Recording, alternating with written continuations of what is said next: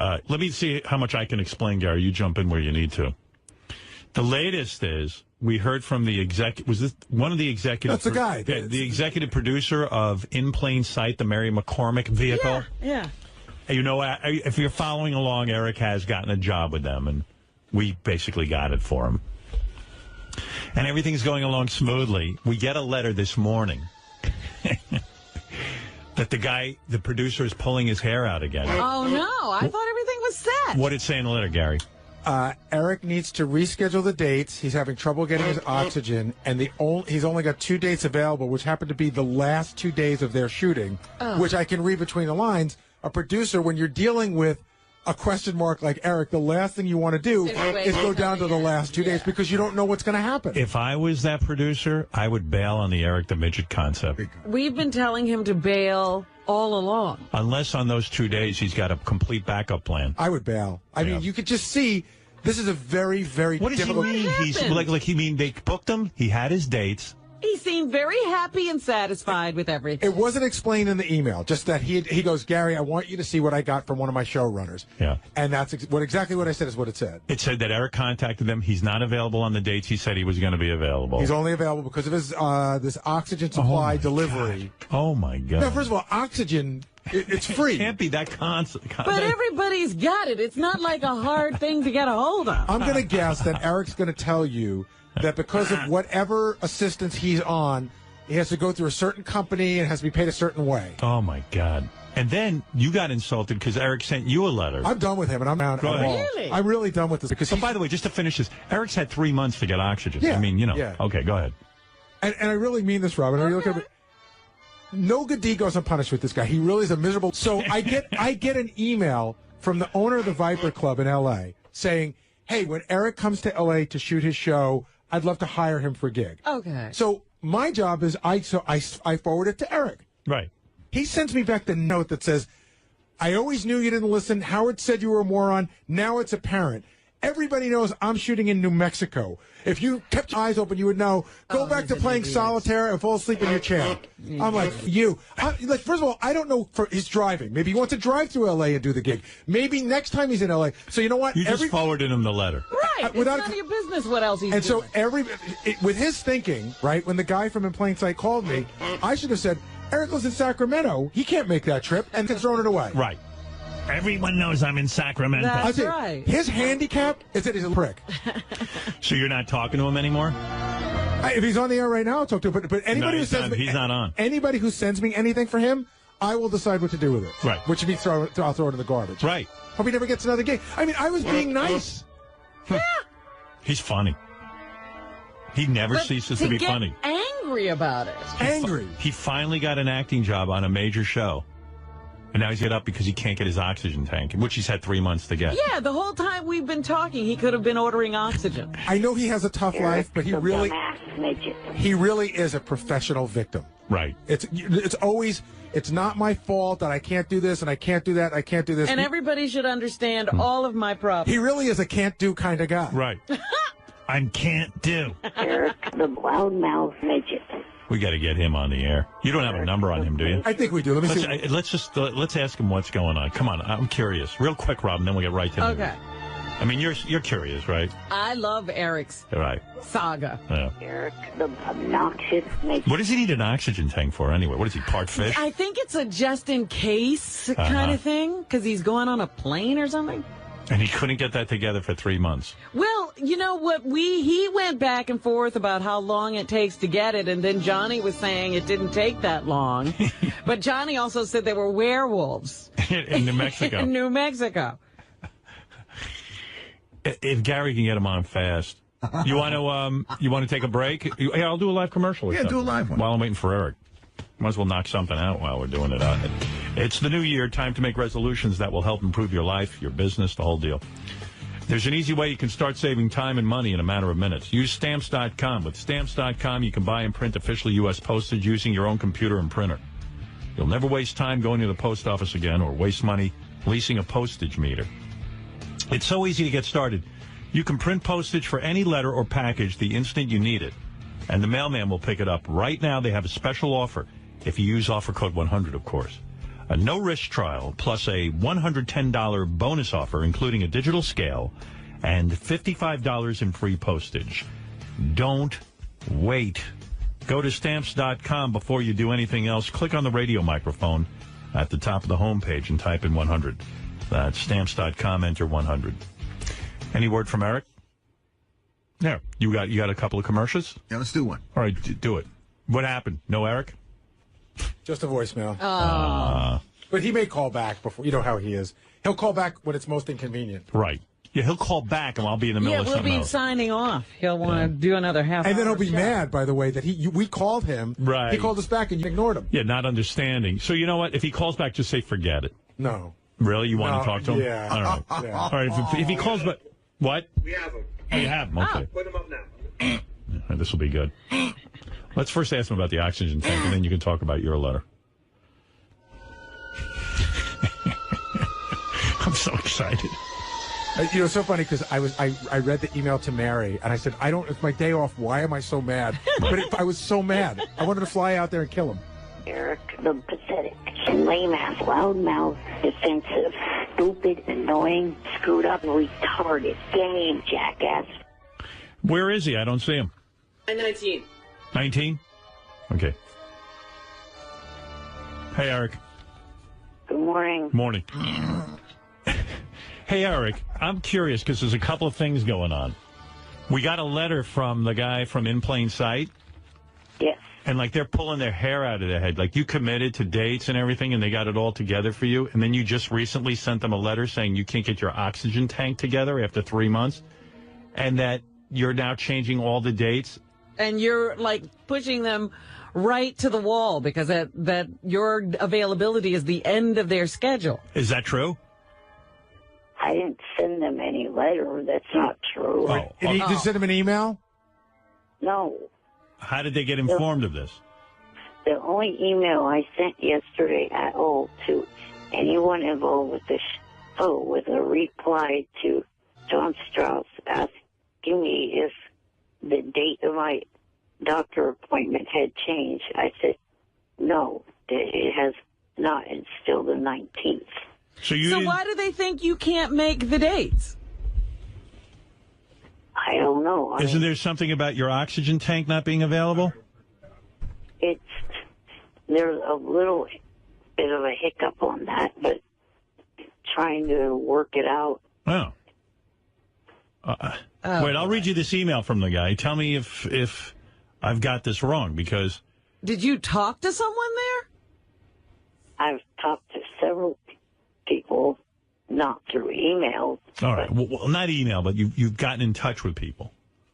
You're giving them scheduling problems.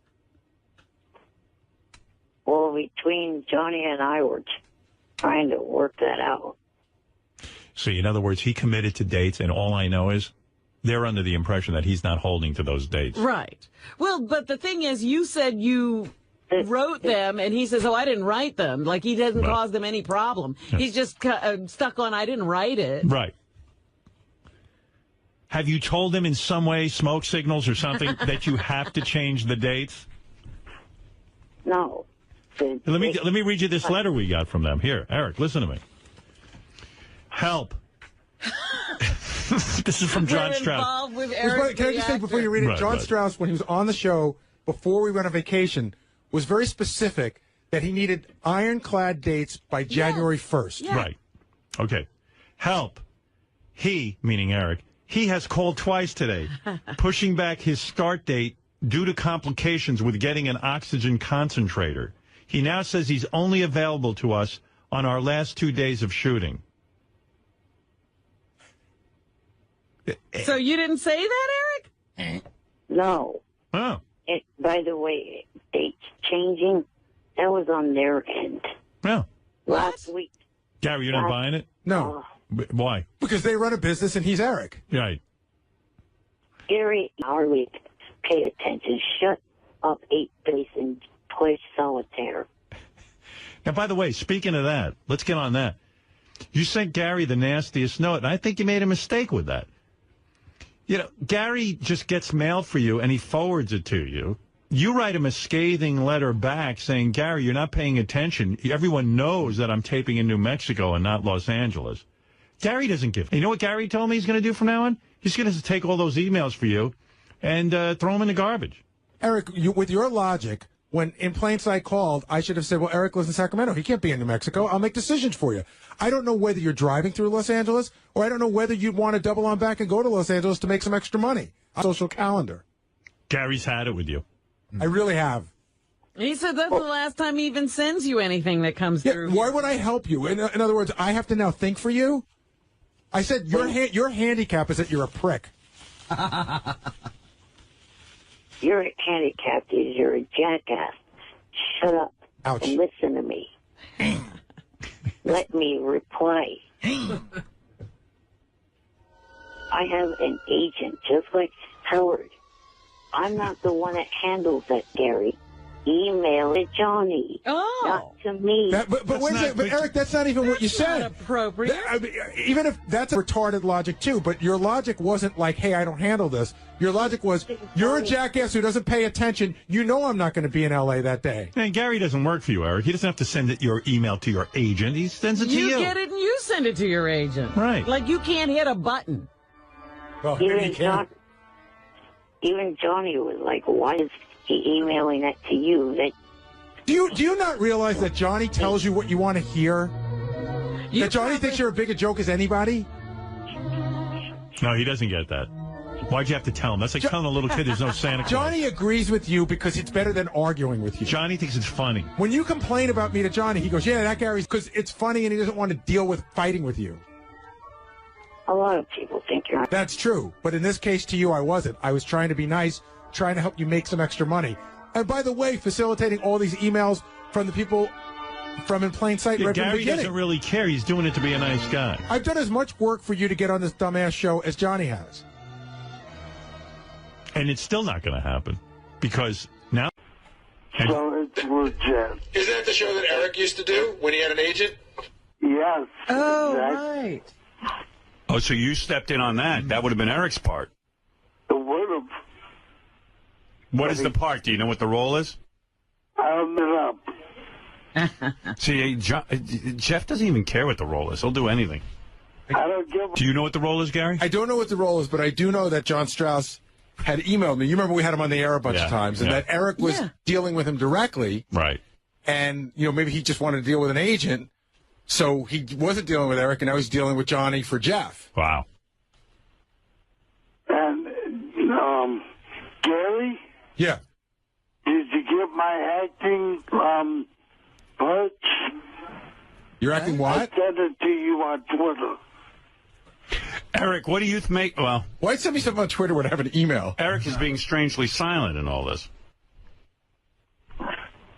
Oh, this is. Why is I don't believe it for anything.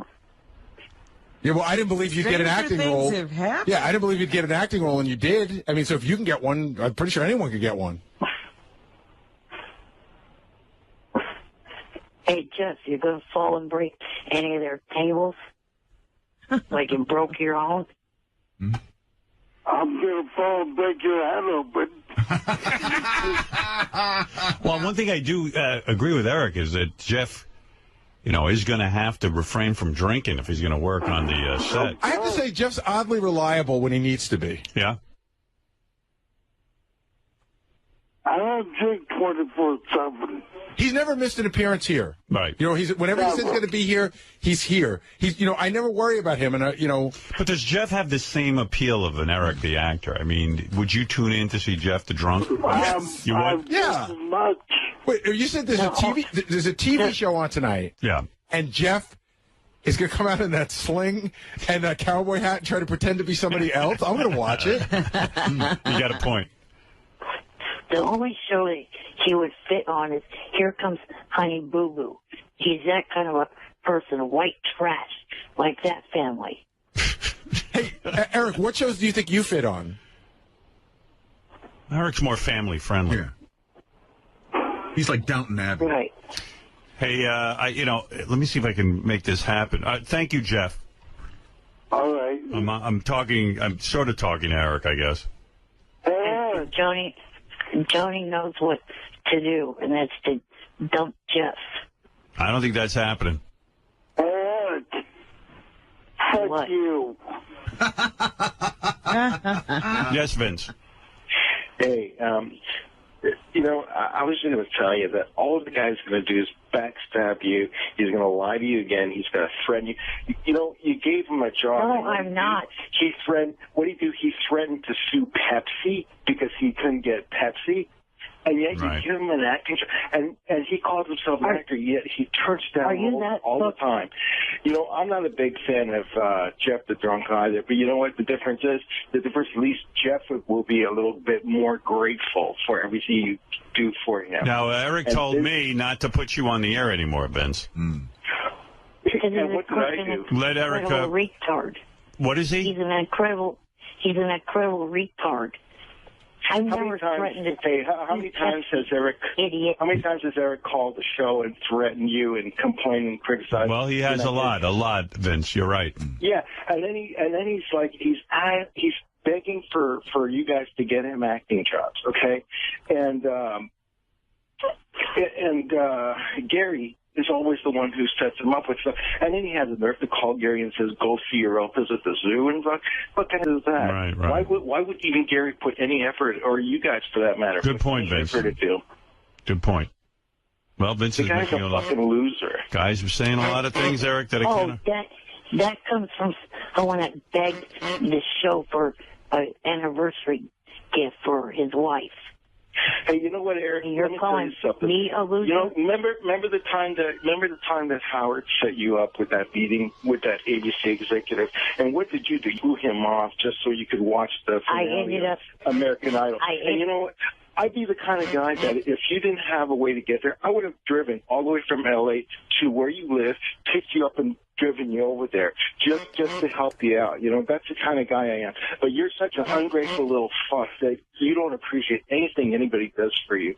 And you're. I ended up going. And then what do you think you made? Well, you don't let Eric answer, Vince.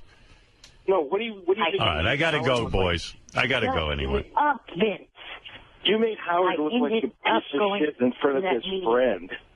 That he would. Well, I can't hear Eric. Who wants to hear him? An idiot won't shut up. I ended up going to that meeting. Yeah, a couple of days later.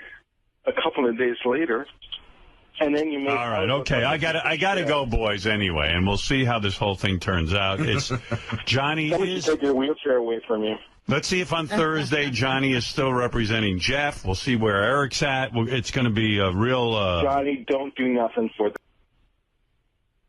You're the asshole. All right. Okay, guys. Let's see what happens with all of this. Vince, thank you for your feedback. Eric, we'll see what happens.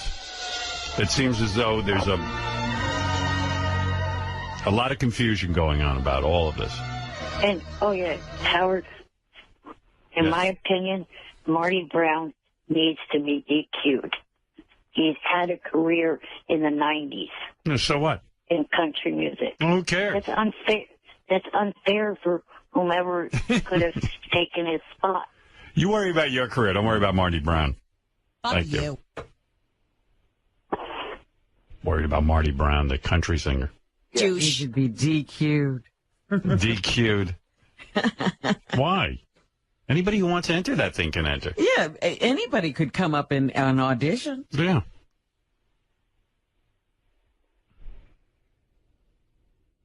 All right, where was I? I got to get back to business here. There's a lot to talk about. Johnny, why didn't you call him when Eric was on? I was trying to. You just missed He said it. he wasn't going to call. He said he wasn't going to call in. Yeah, he was just on. He wants his own airtime. He's mad. Oh, yeah. No. Oh, he doesn't want to be on with you. You evidently have till Thursday to drop Jeff the Drunk as a client. I thought I had till Monday. No. Which would be today. Right. No, you have Thursday. Now he extended it. Right. Because you have business to do. I think you're going to keep getting extensions. Oh, my God. God, Well, wouldn't you all like he's got to do is play nice with Jeff, and it's a done deal. All right. Well, one thing about Johnny, he's loyal. If he decides He's very loyal. if he represents somebody, he sticks with them. All right. Thank you, Johnny. Okay, bye. But everything's just a little bit off today. All right. Let's see. Oh, geez. Eric the actor's on the phone. You know, I got so many hate mail about Eric yesterday. People really do not like hearing Eric on the air. It's so weird to me because I love when Eric calls in, but sometimes when I listen back to it, I'm not that thrilled with it. I know what you mean. But while it's happening, I like it. Here, I'll read you some email. Eric, I might be way off on you. Please listen to this, Eric. Eric, listen to this. Good morning. Please get rid of Eric the Midget. I don't know why, but he has way too much airtime. He's so boring and annoying that I changed the channel when he's on. Much like Debbie the Pet Lady, she was once a home run, but eventually got old. This is now Eric. His 15 minutes are well past, and like Gary said, it's like talking to someone on the moon. It takes forever for him to reply. See, I thought that was the beauty of Eric. Some people aren't getting it. Get hold of a new Wack Packer. Like, that's easy. Although we were in a meeting yesterday, we kind of came up with a new Wack Packer. We were thinking of something. Oh, yeah? Yeah. A couple of us know of some people. Get hold of a new Wack Packer or bring back some older ones that provide entertainment like Beetlejuice or something. I speak for all my buddies that listen as well. We all change the channel when Eric is on. He is old news and extremely boring. What are we going to do about this, Eric? Yeah, they're all a bunch of worthless dumps themselves and go to hell. I thought it was real strong the other day when we read Eric's tweets and how ridiculous they are. I don't know. Just, you know, with Eric, it's hit and miss. This is my theory on Eric. You never know what you're going to get. But I'd rather have a world with Eric, even with some bad appearances, than a world without Eric. What do you say, Robin? I've always enjoyed Eric, and I believe that we should keep with him. Fred, what about you? Do you think Eric has done his best work on the show? I think his best work is yet to come. Really? Yeah. Wow. I think he's only going to get better. Benji, do you sense he's burnt out? No, not at all. You enjoy him still? Yeah, I love him on the show. Right. All right. What do I feel? I like him. Otherwise, I wouldn't even put him on. I mean, I like him. Then go with your gut. Yeah. Well, thank you, Benji. Thanks, Benji. It was very wise of you. You're like a pimply Yoda. You're a red-faced Yoda. Very wise. Very good advice. Or somebody wrote in about that, Fred. They can't stand when you play the Benji sound effect. But I like it. You know, I do, too. Yeah. That was Benji's greatest appearance. Yeah. I think Benji's peaked. And I had another email. I don't know if it's in this batch or not. One guy says he would listen to an entire channel of just that noise. Right. When you drop it in at the right moment, it does work. Exactly. Yeah. This guy writes in, I brought up, oh, sorry, Eric. Yes, what did you want to say? Let's see how Eric does. Everyone evaluate. Go ahead, Eric. Well, after I was on air yesterday, I heard you guys playing a bunch of the Robin songs, and I came up with an idea. Why don't you guys put all those songs, of course you'd have to get the people to sign releases, but put all those songs online or on CD for the fans to purchase, and then have the money go towards cancer charities. Like the one that Robin, got over, and breast cancer charities. Should I talk to Eric about this?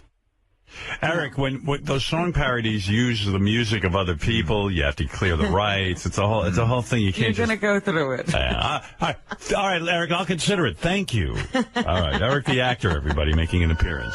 By the way, Howard, that idea's never been floated by anyone ever. No one's ever heard that one. What a totally original idea. Yes, sitting Rob. at home thinking. Yes, Rob, you're on the air. Hey, Howard. Yeah. Tell Eric we had enough of him. No one wants to hear him. Ask Baba Booey. He hates him. Everybody in the whole office hates him. Gary, you don't want to hear him? Oh, I want to hear him. You do, yeah. I do. I like hearing him on the air.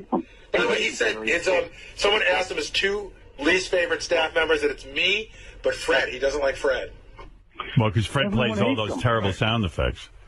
A lot of them are his voice. And he does Fred does an Eric impression, but you want to know something? I think it helps the Eric appearance. I think it does, too. Yeah, it makes me laugh. He doesn't realize it. It's so fucking boring. What you I've been and made them able to be on the ends on line or on sea. Howard. Yeah, nobody knows what he was talking about. Howard, what they should do is they should have Jeff the Drunk. Whenever Eric's on, you have to put Jeff the Drunk on at the same time. Right. That makes it interesting. All right, Rob, thank you. Okay. Even you're getting boring, Rob. All right, Eddie, go ahead. You're on the air. I love Eric because whenever I hear him, it makes me feel better about my life. I remember seeing pictures of him on that chat roulette, and oh my God. Yeah. I just think about the little guy in that little chair and hear that voice and think, well, my life is pretty good in comparison. So he makes me smile because then my life's not. Got it. All right, let's go to Eric the actor. You're on the air. Go ahead. Good morning. Morning. Quickly, Eric, today, I don't want a whole long, drawn-out thing. Well, you're the one that had Steve call me back. Oh. I hung up. I didn't even know you were called in the first place. Steve, why did you call Eric back? I didn't tell you to call him. I put him back up because I thought he had something interesting. He'd been on hold all morning. No, it wasn't coming from me, Eric. I wasn't looking for him. But go ahead. Well, Johnny is your agent. Yes. Right. He told me earlier that he had something big to tell me, but he said he could only do it on air. Oh. You have him? Gary, why would you call Eric back if you don't have Johnny?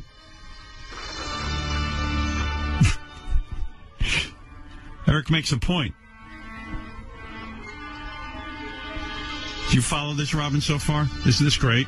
Yeah, we're at a standstill. Eric was on the phone. I didn't know anything about it. Right. Gary makes the decision to put Eric back on, but Eric only wanted to be on because Johnny had something to tell him, but then he doesn't get Johnny. Both of them back up. Johnny's not answering his phone. So then why didn't you just pick up the phone and tell Eric that you can't do it instead of wasting my time?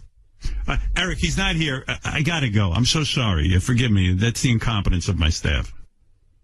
All right, maybe tomorrow. Maybe. Later. Eric the actor. Bye. I mean, Johnny Fratto and Eric the actor are on. I have kind of limited time here, but they've been calling for 2 days straight with some sort of big news that Johnny wants to tell Eric. Okay. All right, Johnny, you're on. Tell Eric your news. Well, Howard, boy, I'm so conflicted about telling him this because he's been such a prick. Didn't he fire you? But I will. Didn't he? Yeah, he fired me. Eric, you fired Johnny. He keeps firing me. But listen to this. There are gentlemen at FXX, the new FX, you know, with the other X. Yeah. Jim Jeffries, Peter O'Fallon, and Paul Bernardo, that these guys have hired Eric to do the TV show legit as a reoccurring role. Really? Eric, did you know this, or you're just learning this now? I'm just learning it right now. Wow. So, well, you sound excited. He actually sounds the same no matter what is going on in his life. His range is zero. Over there right now. Eric. But Johnny, what? Real quick, 2 things. Uh-oh. One, you need to apologize to Paul for flubbing his last name. I said Paul Bernard. You said Paul Bernardo. Oh, I'm Italian. I put O's on everything. And then the other is, this is a job you were supposed to get for me last year. Howard, oh, my goodness. Wow. Okay, Howard, I'm going to kill him. Wow. Howard, it's a reoccurring role a scripted show on Fox. Wow. So FXX. And isn't it amazing that Eric just kind of, just literally just said two of the most negative things. Number one, you got a name wrong. Who cares? Number two, you were supposed to get this from me last year, so I'm not even excited about it. Right. I better get excited about it because earlier I said to him, Eric, this big thing I have to do for you has got to be on the 2nd or the 3rd of December. He started arguing with me about that. He wants to argue 2nd or 3rd. I am an intern. I just figured out by listening to you guys I don't get paid or anything. You give the intern. I must be an intern all of a sudden. Eric, you don't want to start up. When does Eric? Oh, Johnny, calm down for 1 second. When does Eric start this job? December 2nd. And Eric doesn't want to? Tell him, Eric, how you feel about that date. The problem is, the 2nd is following Thanksgiving. Right. Thanksgiving, the day before, all the way till a few days after, are nightmare travel days. Eric. Eric, it's for me to get down there. It's unbelievable what I'm hearing. This is what you call a job, Eric. Yeah, it's called an inconvenience. Yeah, but how am I going to be able to... Eric, that's not your employer's... Hold it. That is not your employer's problem. Just get yourself there. If it means getting up earlier, you get up earlier. I mean, I've done everything I could do. I can't believe you don't sound happier. Well, here's the thing. I think Johnny was expecting like a thank you. Yeah. Who's to say that there's actually any open plane flight with any open seats? Wow, Who's to say? The airline. Eric, this is insane. We'll figure that out. I'm sure they're going to figure that out. Eric, Howard, it's a reoccurring role. Eric, would you explain to him how important that is? You're talking about a regular role on a series.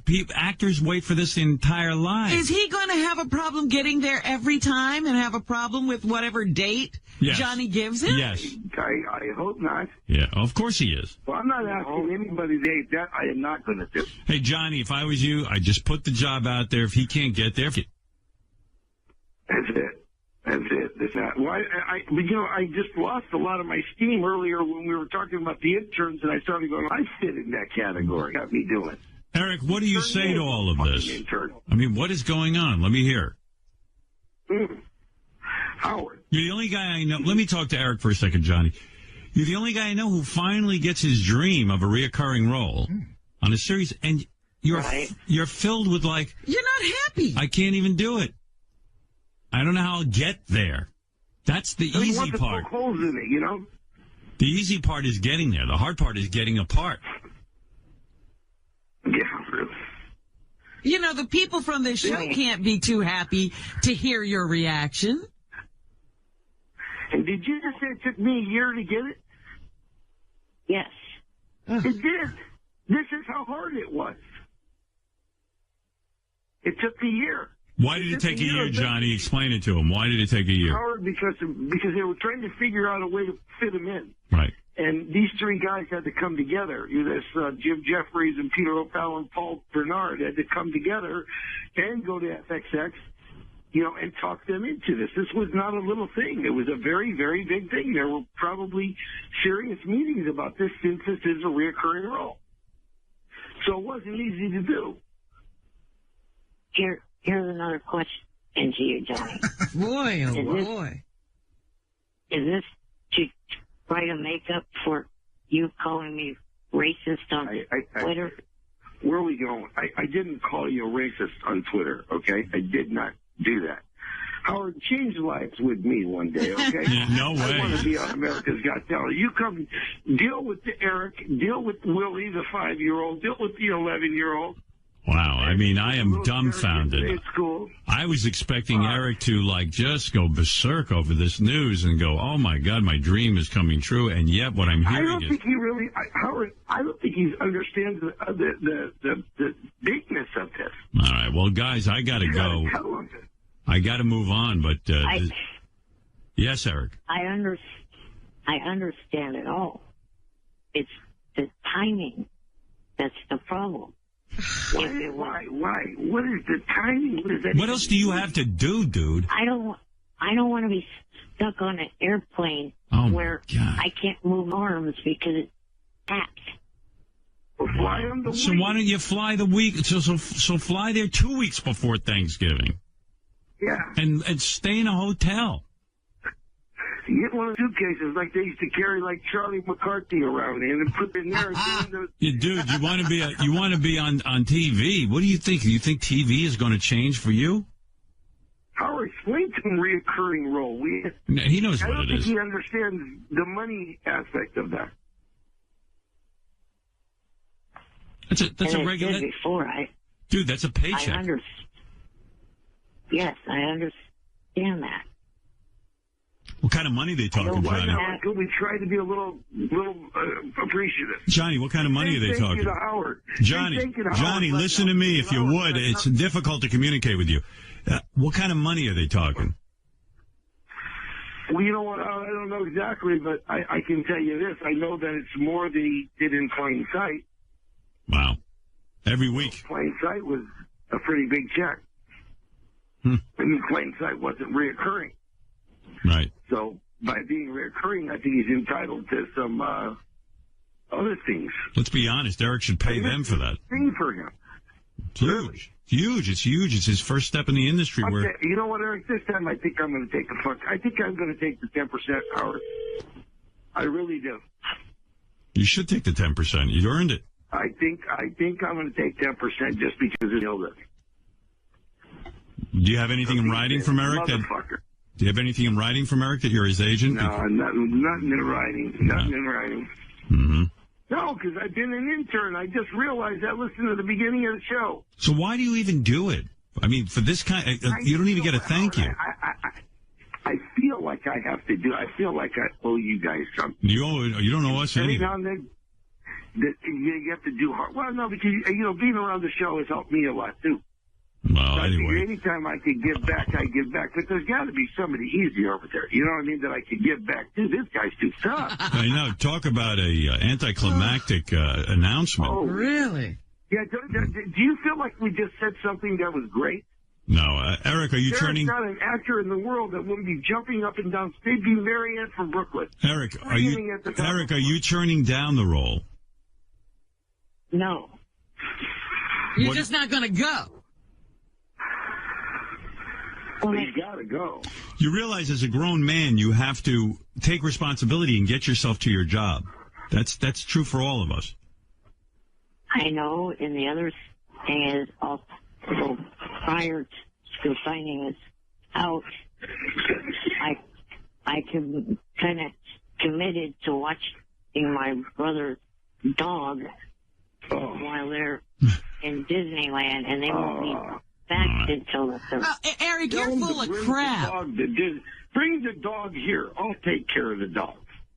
Okay? You don't have to worry about the dog. I'll treat him just like I would treat you. Great. Same way. All right. Well, Eric, Eric's full of crap. He says he wants to be an actor, but he really doesn't. Johnny, just want to check out something involved, right? No.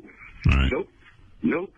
Straight part that he actually gets to play a person who's much like himself. Like they said, a kind, nice person. I'm thinking, boy, somebody needs a rewrite. But with whatever his affliction is, right, they want the character to have the same affliction that Eric has. Right. He has to grow a beard, I think. Right. That's it.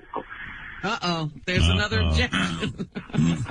Is there any problems with that, Eric? Could you do that? I'm not sure if I could grow a beard from now till then. I'm positive that some people at the Stern Show that will shave their pubes, and we'll figure out a way to make a beard for you. Hell no, I'm not doing that. You won't wear a pubic beard? No. All right. Well, look, I don't want to go through this. Shaved.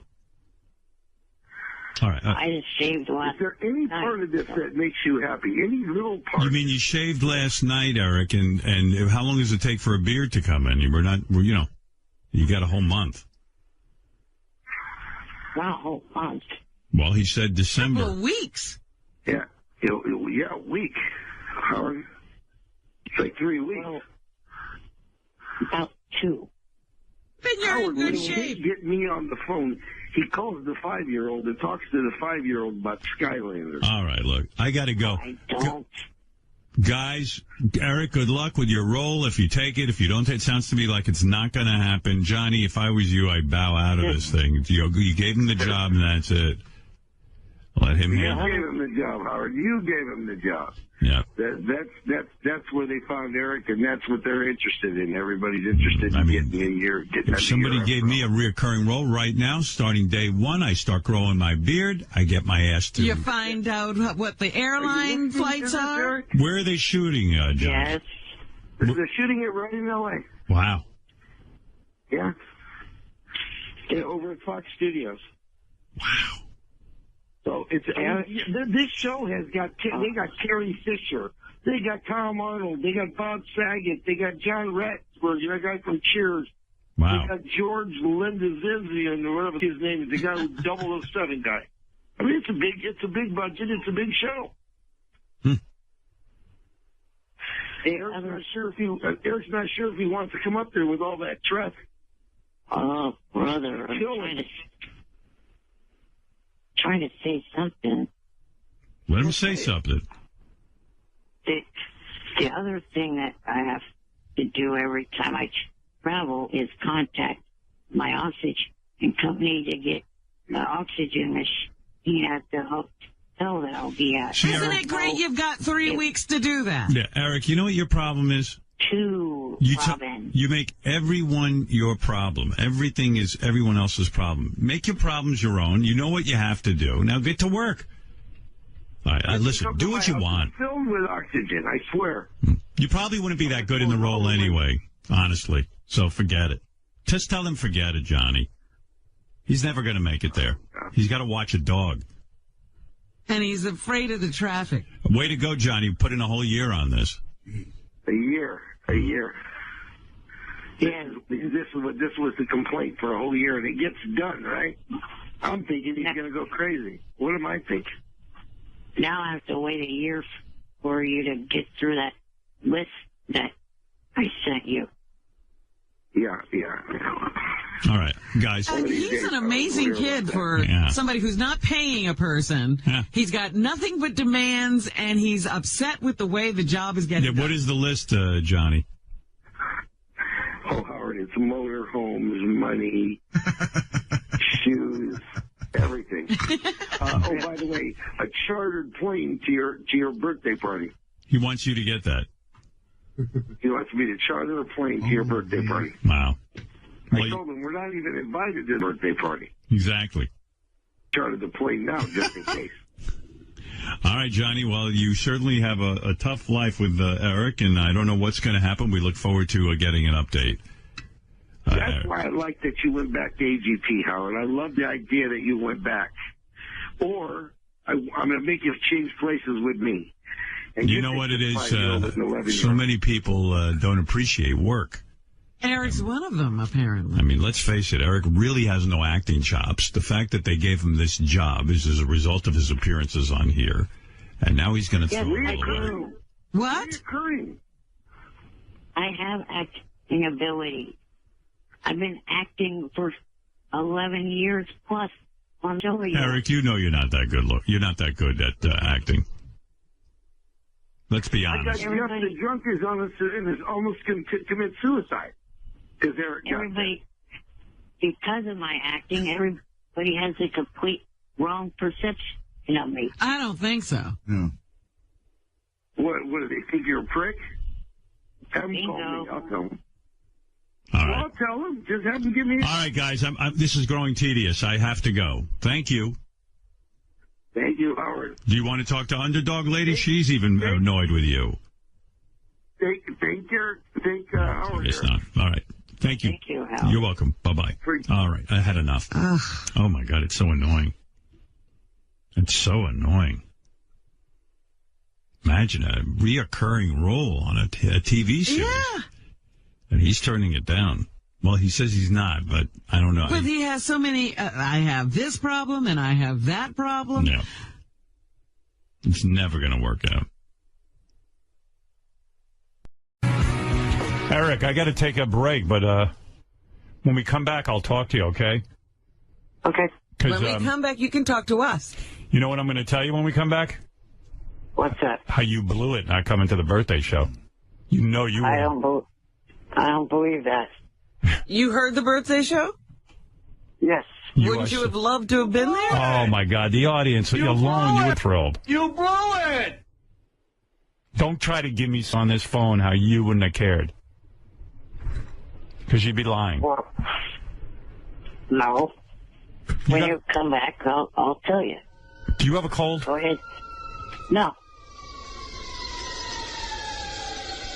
You're going to tell me you wouldn't want to be sitting next to Robert Downey Jr.? You wouldn't want us to be hanging out with Dave Grohl and Steven Tyler? Yeah, I mean, you practically come in your pants, Kelly Clarkson. Oh, my God. If he had seen Jewel, he would have just died and gone to heaven. With her titties out? You're lying. Well, go ahead, take your break, and I'll explain that. Hold on. Red Ron! Robert Downey Jr. had a suitcase to take you back home in. He brought one. He thought you were going to be there, and he was going to take you home with him. He was just going to stuff you in a suitcase. Or was that a duffel bag? I couldn't tell. I think it was a duffel bag. Gary, was that a duffel bag or a suitcase Robert Downey Jr. had to bring Eric home with him? Duffel bag. Duffel bag, okay. You know what? I can't wait for the commercial. Tell me why you didn't want to be at the birthday show. Well, from what I heard after, it didn't sound like many of the quote-unquote Wack Packers, which is the group that you have me lumped in, got much time to be around the celebrities. Why would it have been Jeff the Drunk, high pitch.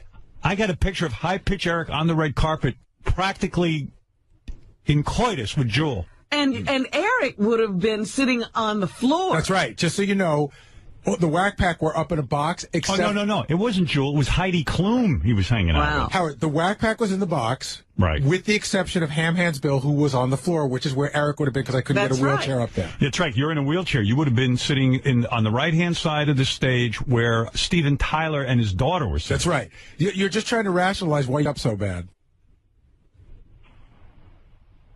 I don't think I screwed up. What, you were happy? Well, let me tell you, when you were sitting home listening to it, you go, gee, I'd much rather be here than there?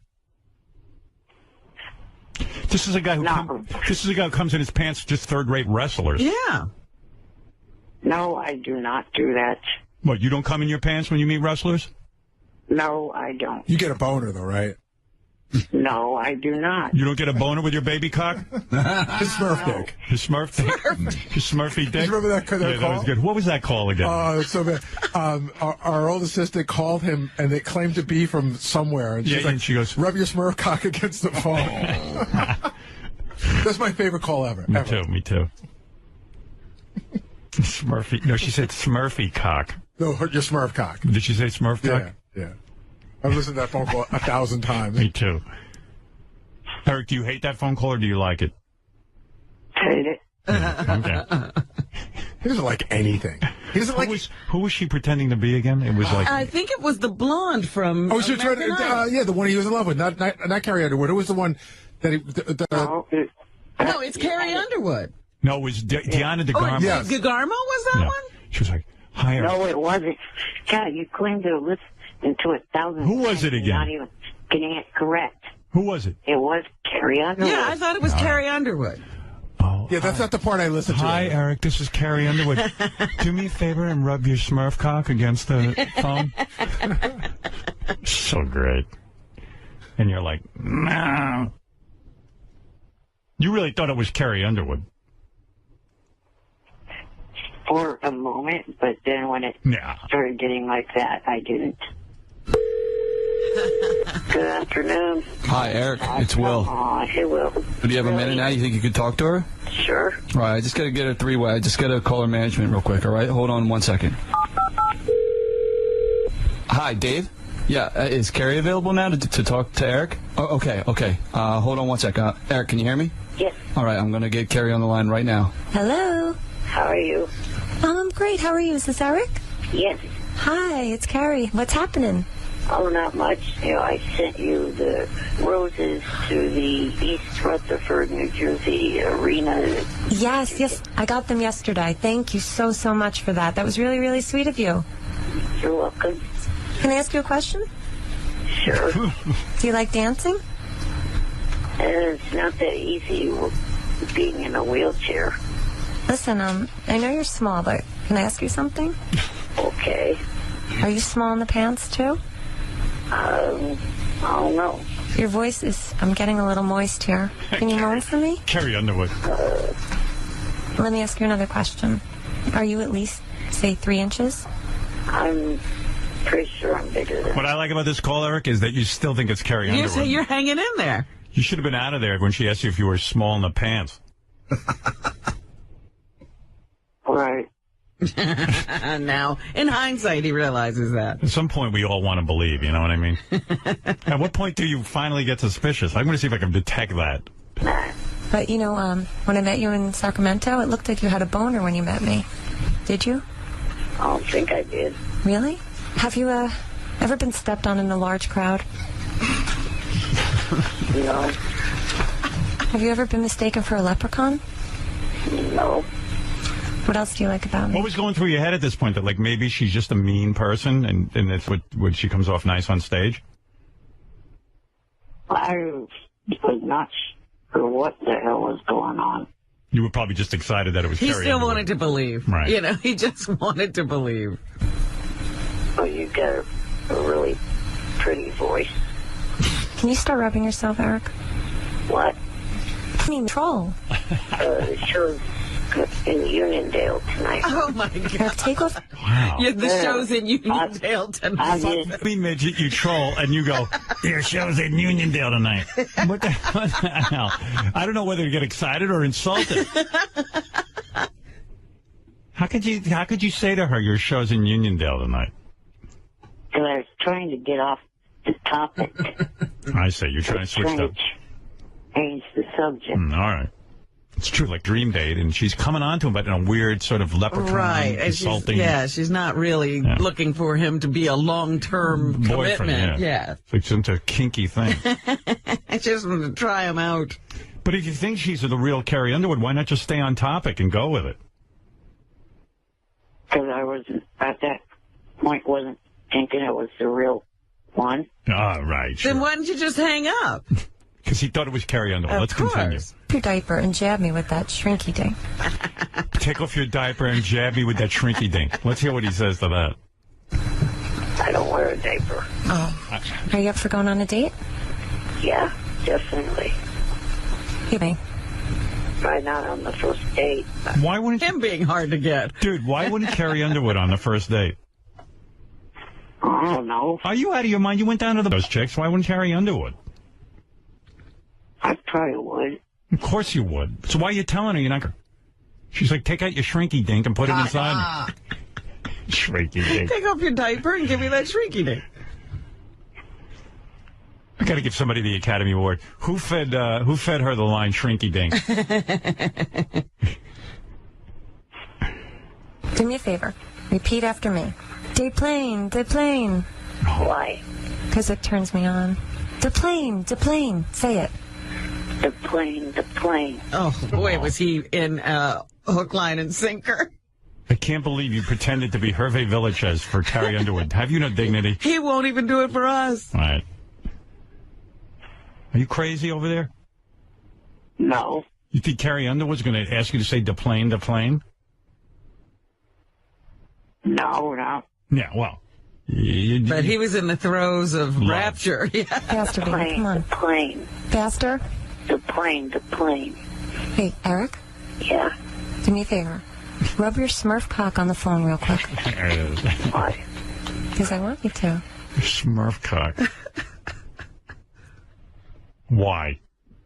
Yeah, that's a good question, actually, Eric asked. Why? Why should I rub my Smurf cock on there? Just take it out of your pants and rub it against the phone. Take it out of my pants and what? Rub it against the phone. Repeat their instructions, please. I don't believe my ears. I think I hear it, Eric. Is that you? Is that you doing it? I did it. Do it again. Do it again. I can't believe you're rubbing your Smurf cock against the phone. I didn't even know you had a Smurf cock. Dumb. Why would I do that? I wouldn't ever want to use the phone again. Oh, please. Why wouldn't you do it? Because you're doing everything she says.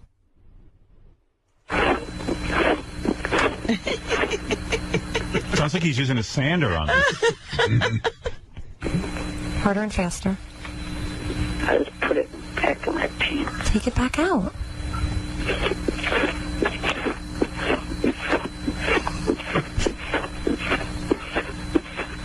Oh, my goodness. Does the phone smell like dwarf cock? Huh? Don't you guys have sound check in 25 or... Did you make a mess in... Don't you guys have sound check? Eric, that's sweet. You're worried about Carrie Underwood's sound check. You're a good guy, you know? He's nervous that he's having for her and she's got to get the sound check. Or underoos yet, Eric?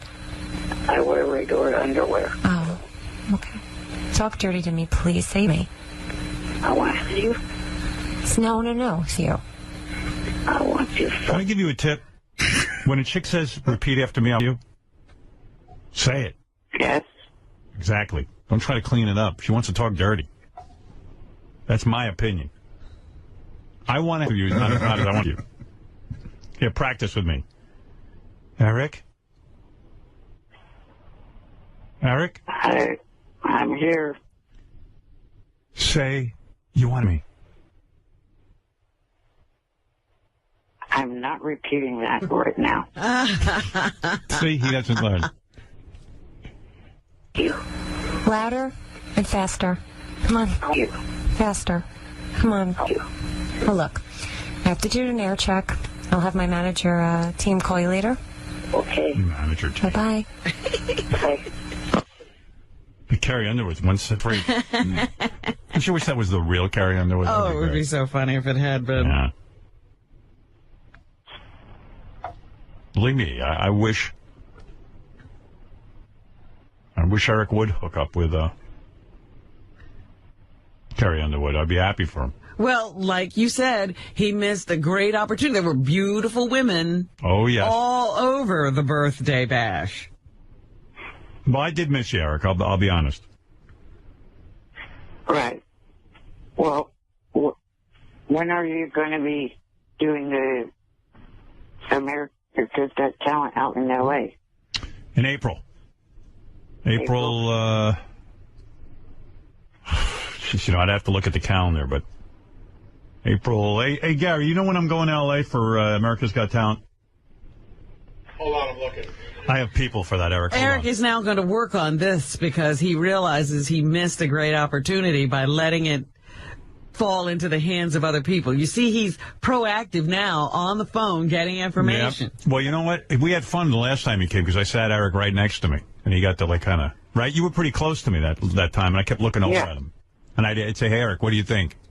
And he'd give me thumbs up, thumbs down. Yeah, but I'm simply saying, you notice he's handling this different than the birthday Well, show. he lit himself over royally. He doesn't want to admit that he's pissed at himself for doing it, but at least he's doing something different. Gary, see if you can get AGT to remove that rule of theirs. There are no little people in the audience rule. It looks sometime around. They have an age limit. They try to keep Eric at. They thought he was like 7. Age and height limit. You got to be 12, I think, to get in. Dude, I think you got to be like a 18 or something. It looks like sometime around the week of the 21st of April. 18 and at least 4 feet, and Eric doesn't qualify. I think we're shooting like 5 days in a row, Eric. So you could have a marathon if you want. I don't care. I'll put you in a good seat. Are you going to be doing the party at Jimmy's? No. No, not this time. No, I told Jimmy he wants to have a party, but You said no to the party. I get embarrassed. It's ridiculous with that party. Well, how come you can't look at it as just a party Jimmy's inviting you to? I don't know. You know what it is, though? Are you tired and you'll be too busy? Yeah. I'm already tired. I'm not even there yet. I'm going to sit Eric on Mel B's breasts during the breaks. Yeah. That's a good vantage point. There's a company that wants me to give you some other product, and hopefully I could do that when I'm there. I don't need that. No, I think this is some kind of payment situation he's into. Is it vaginal mesh? No, it's you got at your place, and you have big home entertainment stuff, right? Yeah. Well, this would go along with that. They hang on your wall, and they're wall art, but they're speakers. No. Imagine how that looks. That'll fit right in. Speaker mixed in with wall art. That can't be.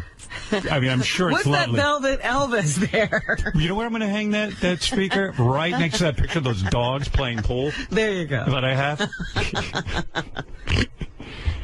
Telling me when you come to AGT, you're going to give me speakers that are also wall art? Why would I want that? Johnny showed me them when I was there in December. They're actually really cool. So you put them in your house. I'll give them to you. In other words, just tell the company you gave them to me. Dude, in my house, I got this tricked-out system. I got speakers in the ceiling. He has speakers. You don't even see the speakers, and then I get real wall art. He's not been listening to the sound from the TV. Yeah, I don't have to combo my wall art with my speakers. They also want to make a donation to send to North Shore. Let's send it to Bianca's Furry Friends. That's good. And that I'm all for. What it is, I think that I remember from what Mike told me, they set aside 100 of these wall art speakers that they want you to autograph, and they were. I'm not going to autograph them. Oh, dear. No, he's making all kinds of deals for you. Yeah, Eric, do me a favor. Leave me out of your deals, okay? All right, Eric, I got to go anyway. But I wish Joni was on with me so he could help me explain. You know, you've explained enough. You've explained it fine. Guess what? They're not the first ones at the party to come up to me and tell me what I'm going to do in order to help. You know, they've got a great idea. Right. I get great ideas 5,000 times a day. Just like that one, where I'm going to sign things and we're going to make money and somehow it's going to benefit them. All right, Eric, I got to go, okay? All right. Bye. Bye for now. Thank goodness you'll finally get some speakers. Well, speakers that have wall art. Like You've been going without all this time. I make a pretty good living, so I've been able to get those speakers and wall art separately. Well, I like how, Eric, you've got a pretty big system, so I'm going to get you some speakers that are wall art. I'm pretty sure if I lived in a van down by the river, I still wouldn't have wall art speakers. I would like to think that, okay, times are tough, but I still have some class. Wall art speaker. The Casey Kasem Show. Eric the actor, I got 2 seconds, Eric, but go ahead. I wanted to get to you before I go to train. Oh, come on. Really? Yeah, I got to. Oh, either that come on. Or I can just, not get to you at all. I have an important PSA. Go ahead. Your fans are in the head. Because now... This is the PSA? This is a PSA? How is this serving the public? No offense, I don't see this serving the public. Well, it serves the people involved with this show. Just tell me what's on your mind with the PSA. They have taken information, my personal information... Go ahead. And one person and made a Craigslist posting with my address, and 2 people showed up here. So to the other members, what kind of like a gay porn kind of thing? Well, it was they listed as Sibian. They listed what, a Sibian? Yes, something I would never mess with in my life. Wait a second. Someone took out an ad in Craigslist using your home address, and it said I was selling a Sybian. That's terrible. And people showed up at your house? Looking to buy a Sybian? Yes. Wow. Let me jump ahead a little. Okay. So, to the people that you consider Wack Packers, I advise them to go online to make sure that their personal information of where they live and other stuff like that isn't floating around the internet where to get a hold of it. I can't believe people want to buy a used Sybian. And they wouldn't just call, they'd come. Yeah. An old 70-year-old woman showed up to buy it for her son. That's disgusting. For her son? Yes. A Sybian? You mean the 70-year-old woman showed up to buy a Sybian for her son? Yeah, that was one of the two people. Were people freaked out when you answered the door?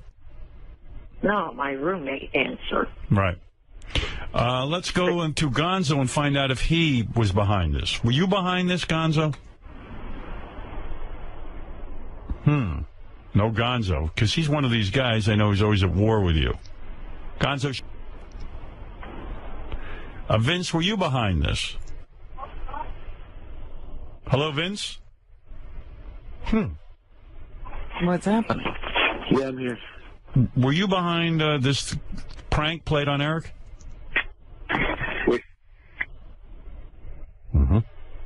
Wake up, stupid. Speak. Which prank was that? Which? Oh. Did you put an ad? What have you done? Vince, all right, let's work that way. Let's work backwards. Which prank did you do to Eric? I didn't do any prank to Eric, but I called in because I have Eric proved that he's gay or he has gay tendencies. How so? Oh dear. Well, because that call that your guys made to Eric about sticking the finger in the ass. Yeah. And at the end he said, "Kiss my ass." So he's inviting guys to kiss. So what? You jackass.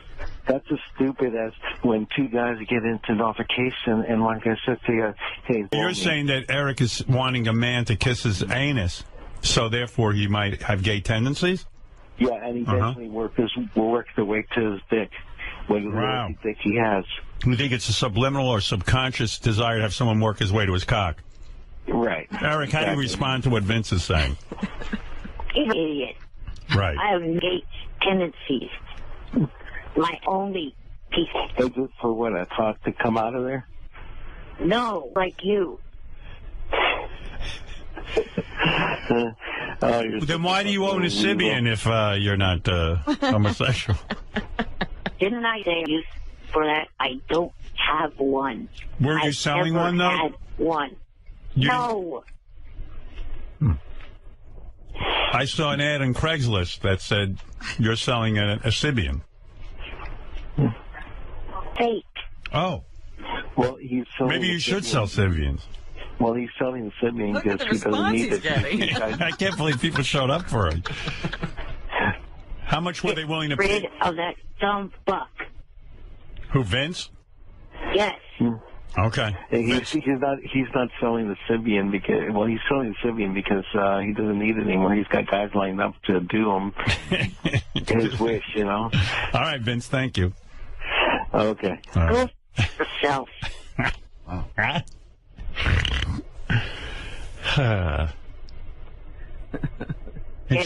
Hey, Johnny Fratto was saying you're doing the voice on Yucko's TV show. You're doing on his cartoon. Is that true? Well, he's working on that, which he would first focus on my safety, then get me on a cartoon that makes South Park and Family Guy look like fun, clean, wholesome entertainment. All right. Your safety?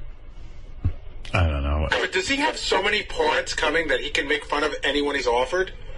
I don't know. I don't know what he's up to. Steve is on the phone for Eric. Were you behind this prank? No, I just want to know, Eric, how much for the Sybian? Get the fuck off. This guy wants to buy the actual Sybian. I got a pickup. I'll come down today. Sal. Is this Sal? Where does the Civil War start and end? This isn't Sal, it's Steve. I just want to know how much you want for the Sybian. It's Sal. I was on Craigslist and I saw a little lobster-handed freak selling a cigarette. Oh, come on. Stop that. It is Sal. I recognize the voice. What are you talking about? Come on. Stop You it. didn't rub your Smurf cock on me. Come on. That's outrageous. Hey, Sal, I knew what the Civil War was when I was 10. Exactly. When you're supposed to know. Good for you, Eric. I also know where it began and where it ended. The first shot was fired and where the truce was signed. Look at you, you little show-off. Look at you, you little show-off. Well, it kind of helps having a father that's a Civil War buff. Ah. By the way, if you still have that Sibian, I'll give you $500 for it. I've been in a majority of the battlefields. Oh, have you? Oh, really? You ever been to a Civil War reenactment? Yeah. Excellent. I'm so proud of your dad for taking you in one of those. It's important. Does your dad have, like, a big board where he has the soldiers and he fights off the battles? Does he ever, like, paint soldiers and stuff? He used to have a test set like that, and then he checkers that, and then he has, like, Civil War swords, Civil War guns, just, Civil War memorabilia. Let's go to Ethel for Eric the Actor. Ethel, go ahead. I still want that Sibian for my grandson, if it's for sale, sir. Hey, Richard. Shut up. This is Ethel. No, it's not. Do you come with the Sibian, sir? Will you run it for my grandson? What an honor. I don't know what the hell you're talking about, sir. I want that Sibian. Well, maybe you ought to get off with Eric and get on Tradio and make some phony phone calls. Yes, sir. Yeah. All right. Eric, I got to go. I got train coming in. And okay? Okay. All right. If anybody's giving out Eric's address, please don't do it. Yeah, that's going a bit far. Right. Bye for now. Bye. It's Eric the Actor. Okay. Hey, Johnny, did you get Eric a job on that Yucko TV show? I thought Johnny was there, but I guess he hung up. All right. Is Train here again? Well, anyway, he'll be in promoting this new movie. As a matter of fact, I see Eric the Actor is on the phone, who, by the way, has his own update on work that he is doing in the acting field. As you know, Eric has been a very, very busy actor. And, Eric, what is your update? First off, good morning, George. Good morning. How are you? George doesn't like you, Eric. What? Why did you say that? Just to bust his balls. You are such a rascal. I saw on the internet this weekend there was all kinds of stuff about Eric starting wildfires. Yeah, what was that? Wildfires. Actually, here is who says he has an update on Eric, which is shocking. What is it, Gonzo? Hey, what's up, bud? Hey, George, I'm a big fan of yours. Morning. Good morning. Yeah, I saw the Ferguson riots yesterday. Uh-huh. I thought I saw Eric throwing Molotov cocktails. At the police? Really? Yeah. So I just wanted to see if... Do you live in Ferguson, Missouri? Eric? No. I was watching this. Eric, please respond to this. Were you in Ferguson, and did you throw Molotov cocktails at the police? I have not been out of state. Shut up, asswipe. You burned down 6 churches, Eric. Please. I have not been out of state for almost 2 years. No, I'm pretty sure I was... Eric, I believe you, but do you have any proof that you were not in Ferguson? Yes.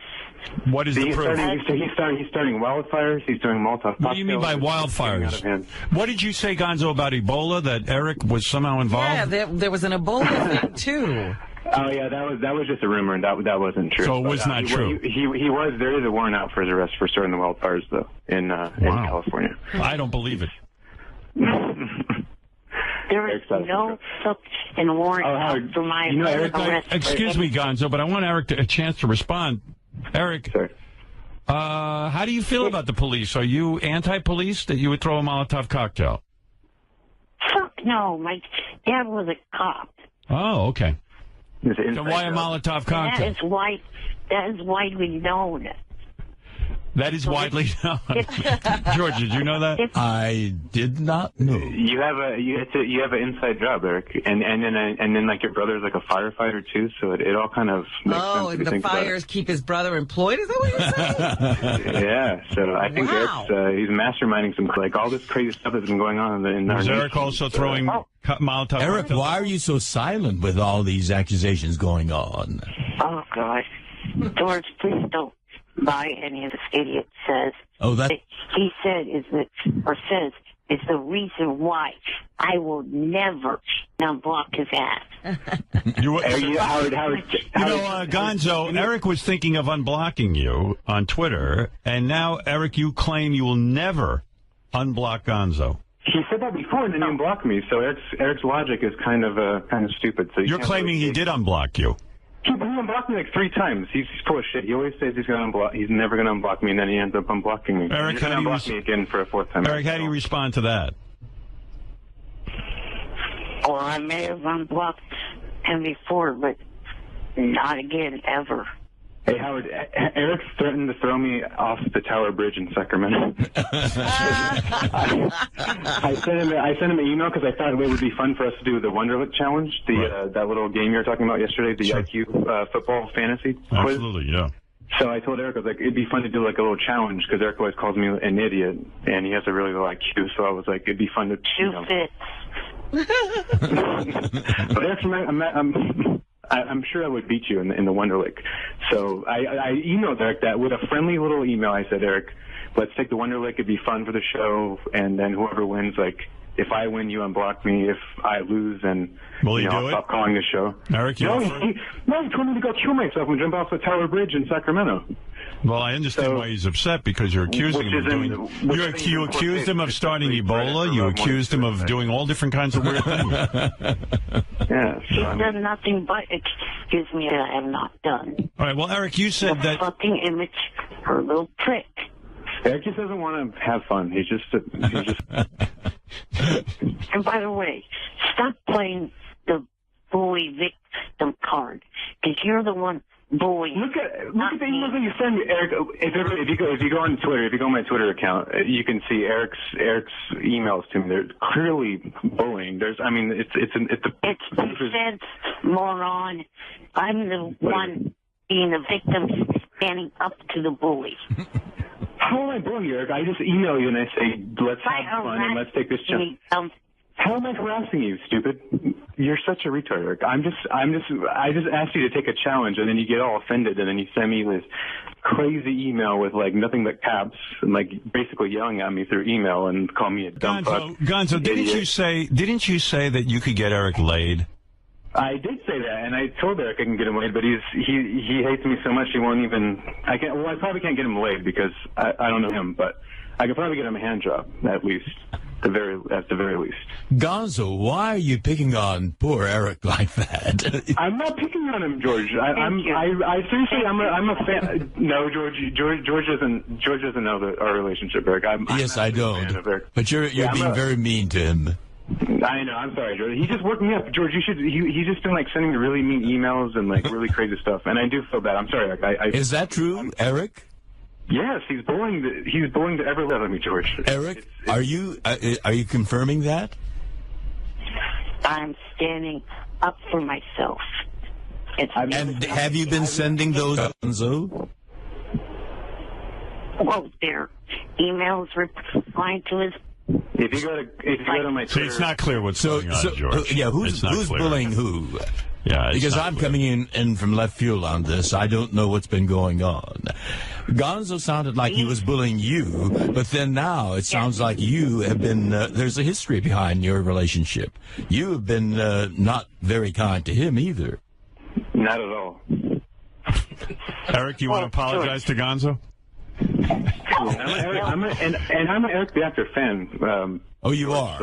I've always You been Eric. certainly don't sound like a fan. I know. He got the best of me. Sometimes, like, I let him get the best of me. Gary, what is it? What do you want to say about I this? feel terrible. I'm sorry. Go ahead. I just wanted to say that I just spent the last 20 minutes reading an Eric email that he sent to all of us with a plethora of ideas, just tons and tons of ideas. What does he have? Well, I'm going to go through some of them. It took me it's a long time to get through them. Okay, the first idea he has is he wants to start an airline where men could go to bachelor parties. So there's a stripper pole in the airline, but in the airline, there's a section up front for handicapped people with registered nurses. No, that's a completely different. Are you mixing up? I guess I am. Eric, explain it, because that's a fascinating idea. So you want to start an airline for bachelor parties where there's a stripper pole. That's one idea. And then the other idea seems to be a special airline for people like yourself where they have unbelievable first-class accommodations for handy-capable people. Right. And then one thing else about the airline, the flight attendants would be all nurses or EMT. And then the other thing is there would not be any nut products. It sounds like a... No. It sounds like... And maybe no nuts. Eric, it sounds like an airline that would be really just perfect for you.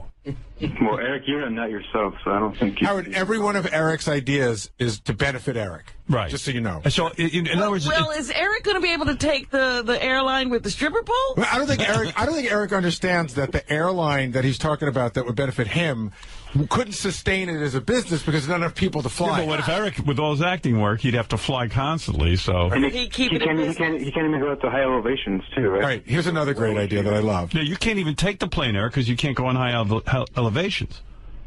I can with an oxygen machine. So why can't we send you to the Bunny Ranch to get laid and hook you up to an oxygen machine? Well, why couldn't you come to the birthday show with the oxygen machine? At ground level. He's just being difficult. See, Gonzo has a point.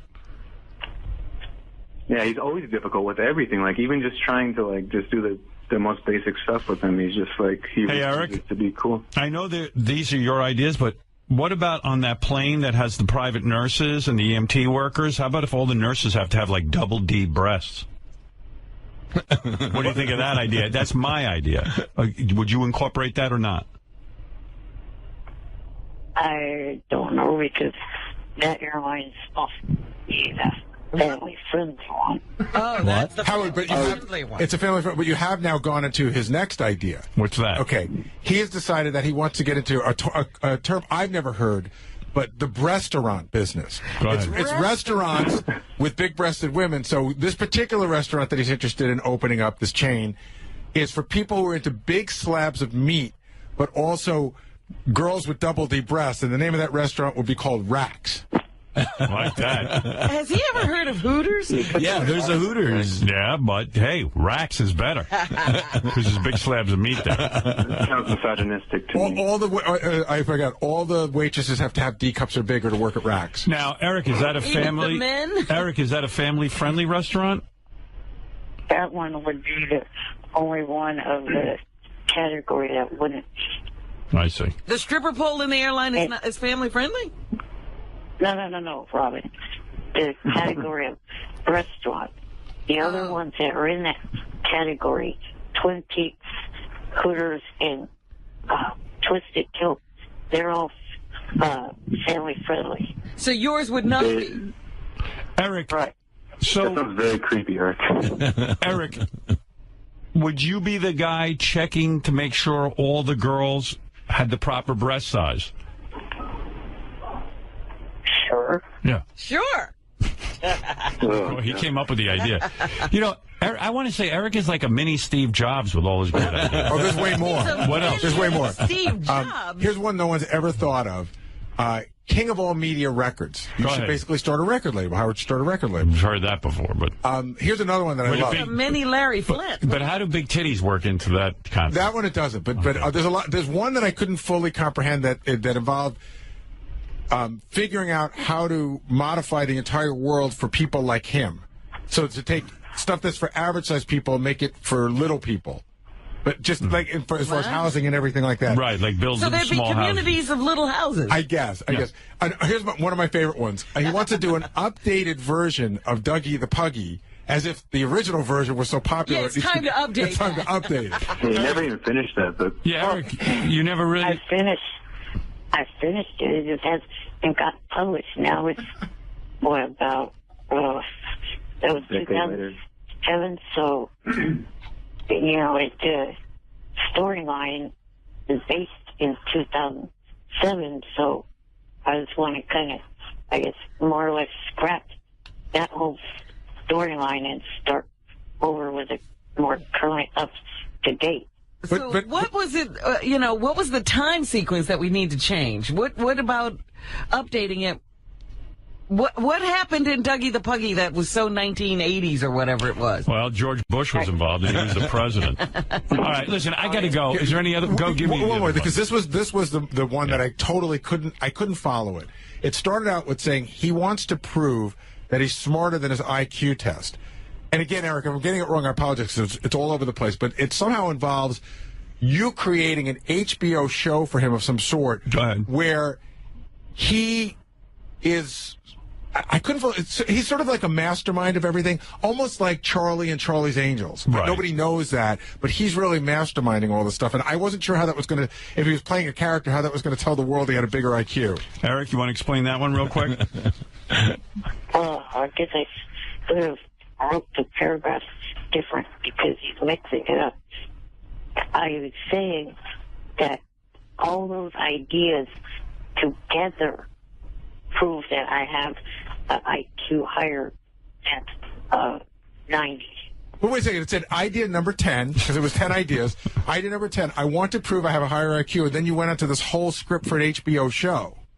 I think having George here, the appropriate question would be, George, how do you feel about Eric the actor claiming he will not take any acting roles where he plays a gay person?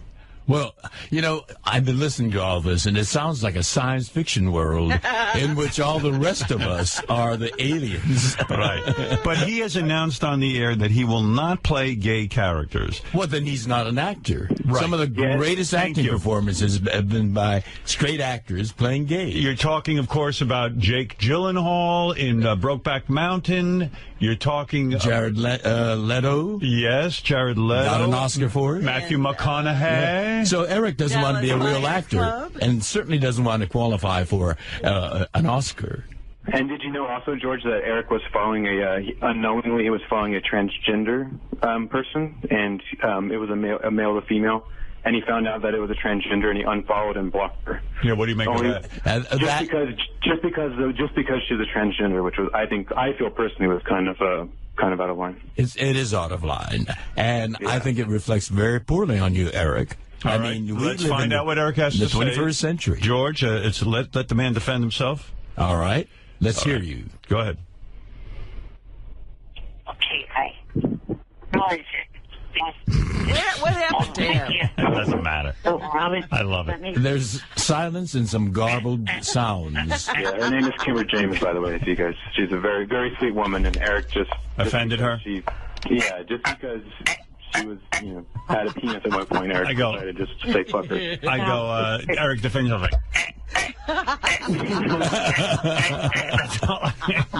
I don't think there's any kind of justification coming from Eric. Eric? Well, let Eric is it just silence? Go ahead, Eric. The only reason why was that I was getting from you and others.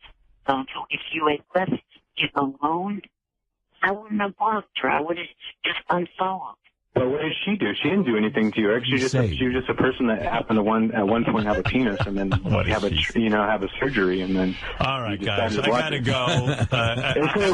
Eric, he was attracted to her. He was attracted to her, and he felt weird about it. And well, Gonzo, if you give the man a chance to talk, I can't really understand Eric's defense, but I'm sure there's a good one. Well, he still hasn't told George why he doesn't take gay roles. Well, I don't understand the sounds he's making.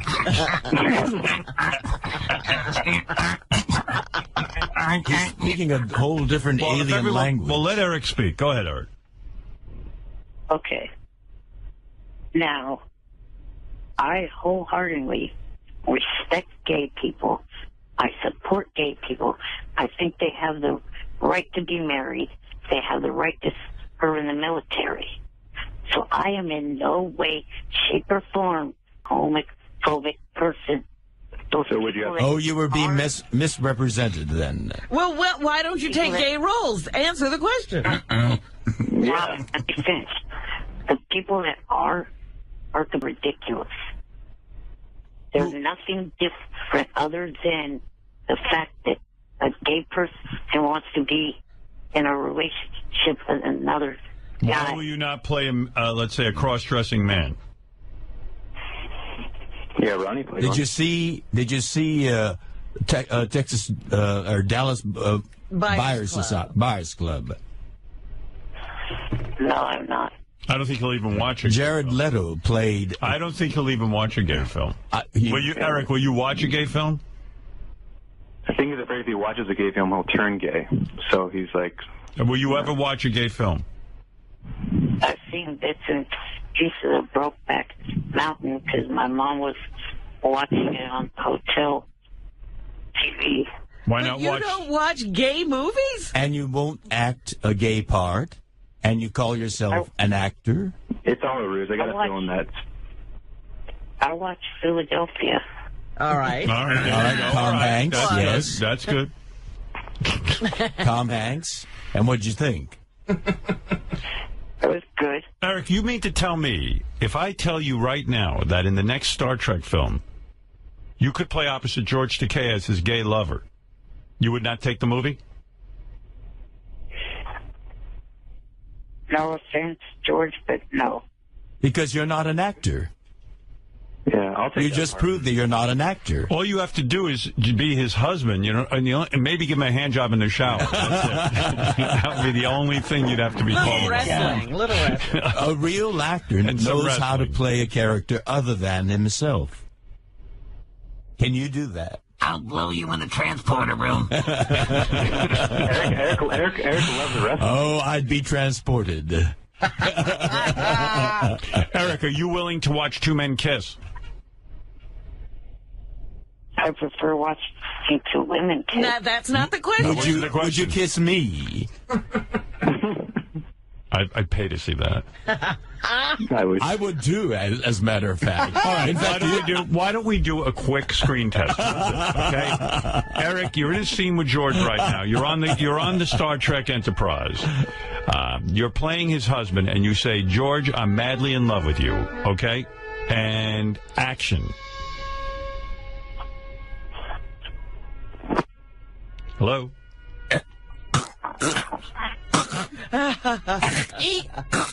Eric? I'm not doing that. All right, there we go.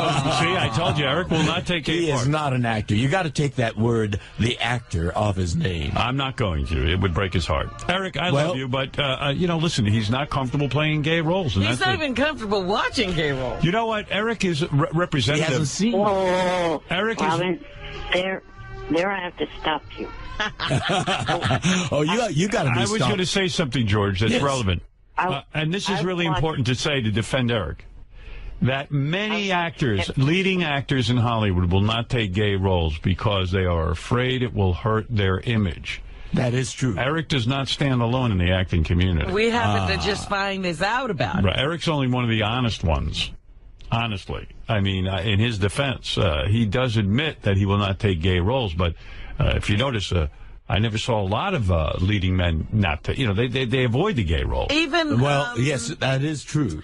And that is because it's part of the societal phobia. Even Will Smith, when he played a gay role, refused to deliver a gay kiss, which was part of the character's role. I'm going to change Eric's name to this. Yes. Eric the Super Actor. Because he will not take a gay role. That's a thought. Well, I would still chop off that actor part. Okay, fair ugh. We're just going to have to leave it at that. Eric, have you ever had a gay dream before? Like, have you ever fallen asleep and, had a gay dream? No. Yes, you have. I doubt that. Oh, Tab Hunter. He was my crush when I was young. Oh, yes. Had I only known that he was gay. Oh, my God. You could have gone and visited him. Oh, my goodness. Is he not with us any longer?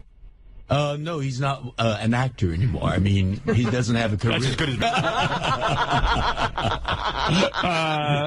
George, would you be willing to make love to a little person in a movie?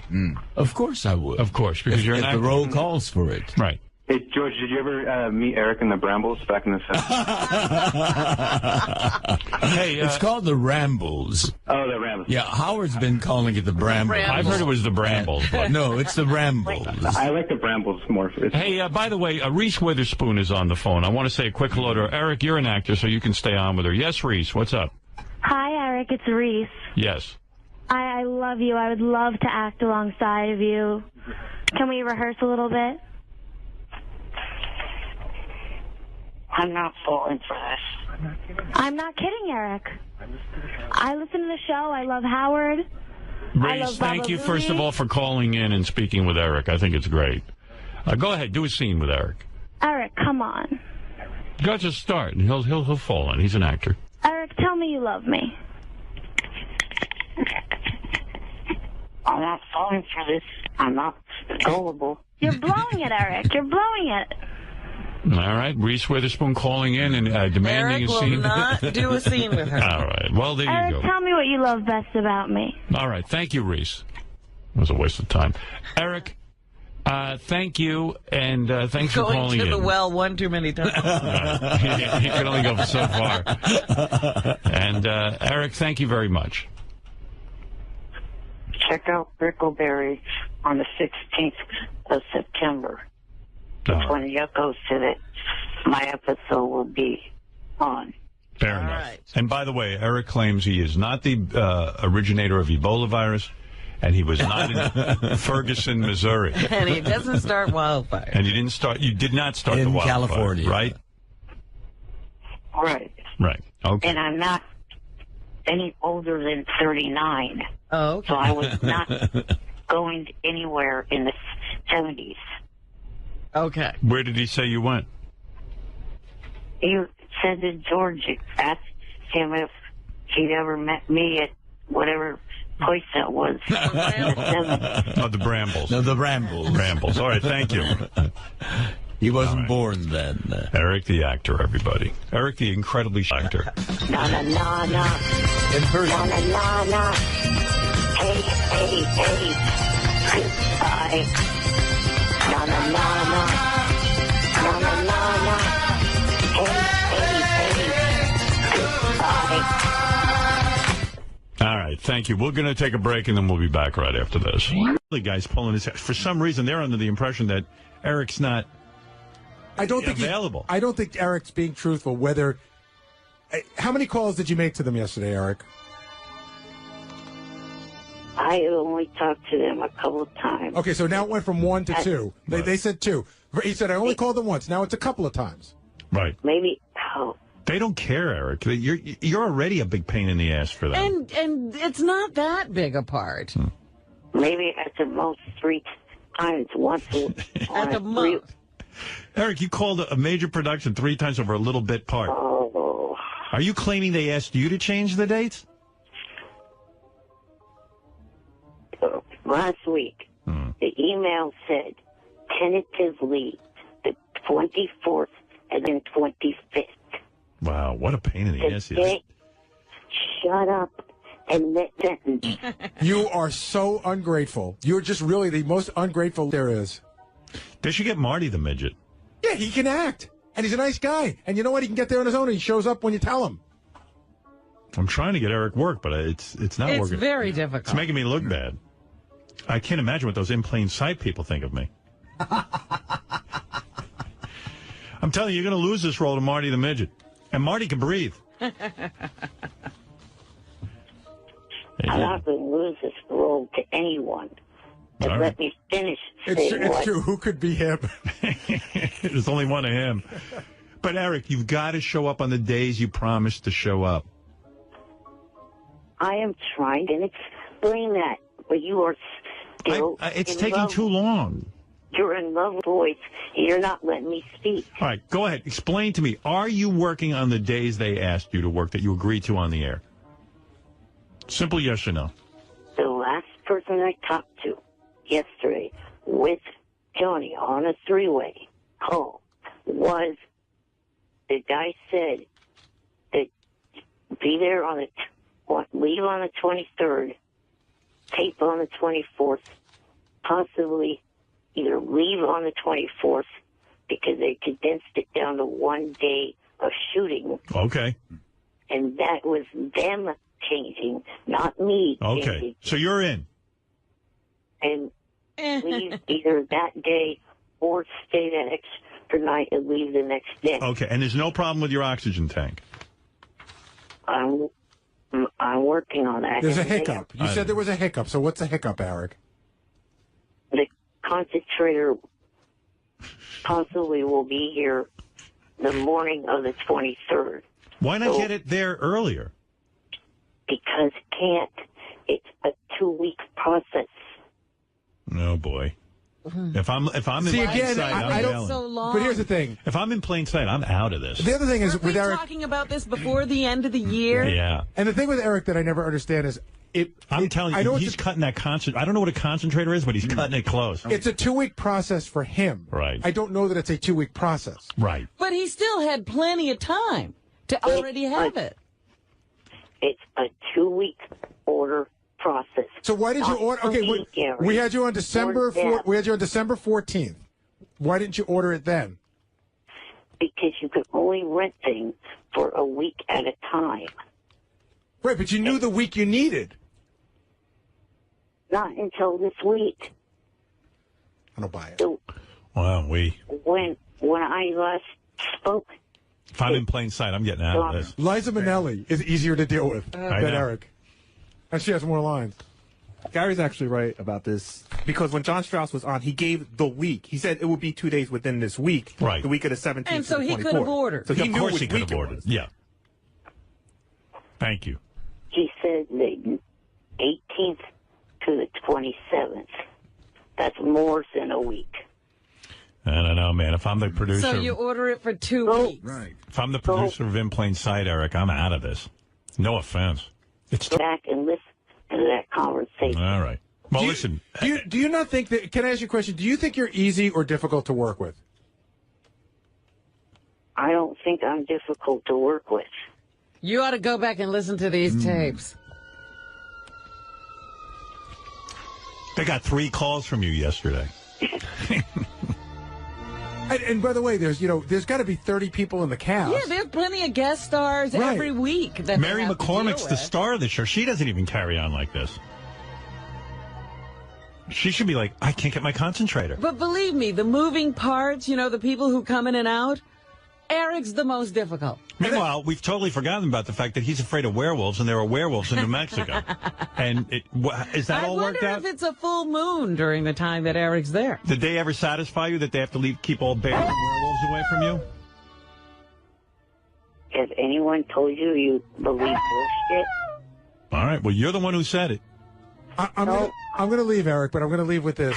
In a business where people are used to dealing with the most difficult of the difficult, you have been difficult. Mary McCormick had twins, and she was on the set the next day. She gave birth during a scene. And didn't complain. Right. All right, Eric. I don't know what's going on, but trust me, you got to pull this together. How times do I have to say that Johnny put in that he thought was funny, but wasn't? Yeah, but you told me you didn't know if there were werewolves or not because you read it on IMDb. No, he read it on I didn't say Wikipedia. I read Wikipedia, right. Idiot. Okay. I didn't say I read it. I said Johnny read it. Yeah, and you... But you believed it. You were asking for help. I'm just saying. All right. Thanks, Eric. Listen, I just wanted to know what was going on. Now I've got a pretty clear picture, and I wish you luck. I hope you're on the show. I'm looking forward to watching it. Right. Good luck. Thank you. All right. Take care, Eric. Later. Bye. Bye.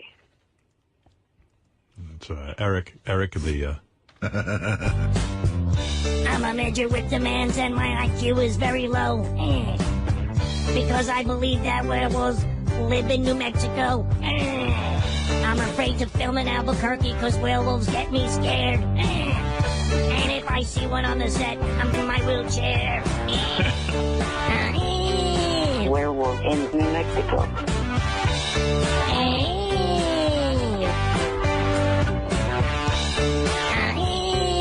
Werewolf in New Mexico. All right, Robin. Hey, I saw Mary McCormick, the star of In Plain Treatment. In plain sight. In Plain Sight. In Cold Treatment. The star of In Plain Sight, Mary McCormick, tweeted a picture of her on the set with Eric the actor. Really? Yeah, so evidently he didn't. Boy, was I shocked what Eric looks like now. What? Well, I hadn't seen him in a long time, as you, I'm sure you haven't either. No. He has full gray hair now. He had no more dyeing of the hair. Uh-huh. He's heavy. Really? He's heavy set. He's kind of, bigger. And he's got a some sort of facial hair, like a goatee of some kind. Yeah, when he used to call, we used to see him on the screen. Yeah. And we don't do that anymore. So we haven't seen him in a long time. He's great. Wow. It's like he saw a ghost. It's like he looked in the mirror and went gray. And went white. Yeah. It's like he's the president of the United States. You know How all those old guys. is Eric? Is that premature gray? Yeah, he's premature gray. That's why he always dyed his hair. He even said when he was young, like in his 20s. Yeah. Yeah. Oh, there he is. There's the picture. Oh, my goodness. I would never have recognized him. Mary looks nice. But who's that with her? See? Would you think that was Eric? No. Yeah, it's crazy, right? His face is a lot rounder. Mary looks pretty. Yeah, Mary looks great. Yeah. I was afraid having all those children would ruin her, but she looks good. He kind of looks like, I don't know if everyone can see that picture, like where you go to see it, but try to retweet that, guys. But he looks like a mini Philip Seymour Hoffman, if you know what I mean. Really? Oh, dear. And you know what? He's got a little bit of Fred's look going, too. There you go. Honestly, he's like mini Fred. It's like if Fred had his take my look. Yeah. Not a good look to take. All right, we're retweeting Mary and Eric's picture at Stern Show. If you follow us at Stern Show. He actually looks taller. Yeah, he does, doesn't he? He looks bigger, right? Did he gain weight? He did gain weight, and it made him look longer. I hope he reads your new book. Then he'll learn how to lose that weight. Well, it's a cookbook. Maybe it'll make him fatter. Oh, right. Yeah. Maybe he went gray. He saw a werewolf in... Wasn't he afraid the werewolf would attack him in New Mexico? He was. Well, it looks like he's safe. Coming soon, the horrifying new film, A Midget Werewolf in Albuquerque. Cut! That's a wrap. Great job, Eric. You need a ride back to the hotel? No, I'll just drive my power chair through the moonlit desert by myself. I'll be fine. Okay, we'll see you on the set tomorrow, Eric. Oh, what a beautiful evening. Who's there? Is that you, Kelly Clarkson? Stop biting me! That's my favorite part of this movie, when Eric mistakes the werewolf for Kelly Clarkson. He just bit my 5-inch cock! Witness the horrifying transformation. Well, it's time to jerk off. I'll just pull out my 5-inch cock. Oh, look at that beautiful full moon out my window.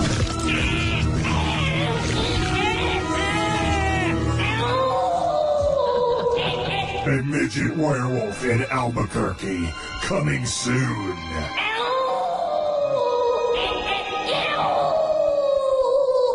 He told me he was going to call me from the set, but he never did. Well, he said he would try, but, he has to conserve his energy. He also said he would be resting, so he'd be ready to work. Howard, the producer emailed me last night, and he goes, well, it's done. We got through it. And I sent him back a note asking him how it went, but I haven't heard back yet. I said, was it worth it, and did it go well? But I haven't heard back. They got through it. Well, it's weird. I thought they were doing it to get publicity for the show, but this is the show's last season anyway. So, I mean, why did they do it? Well, they still want people to watch. The guy, the producer of the show, he's a super fan of our show, and he just was infatuated with Eric. He thought it would be interesting. He thought it'd be fun and easy. That's true. He thought it would be fun and easy, and it was neat. And you said to him right then and there, Gary said to him, There's nothing fun about this, and it's not going to go easily. I did say, I said, I'm going to warn you right up front, even though we goof around in the air, it's going to get difficult. He's like, ah, ha, ha. No, don't worry. We're television. We're used to dealing with difficult people. Don't worry. Yeah, We've got a staff. Yeah, okay, good. Good Eric luck. can work his way right through it. Right. Well, anyway, he finished shooting. He finished principal photography. Whatever that is. Anyway, let's take a break. When is the Wayne Siegel documentary? Next Thursday, I think? Yeah. That's what it is. I'm going to sit in front of my TV until then. Wait for it.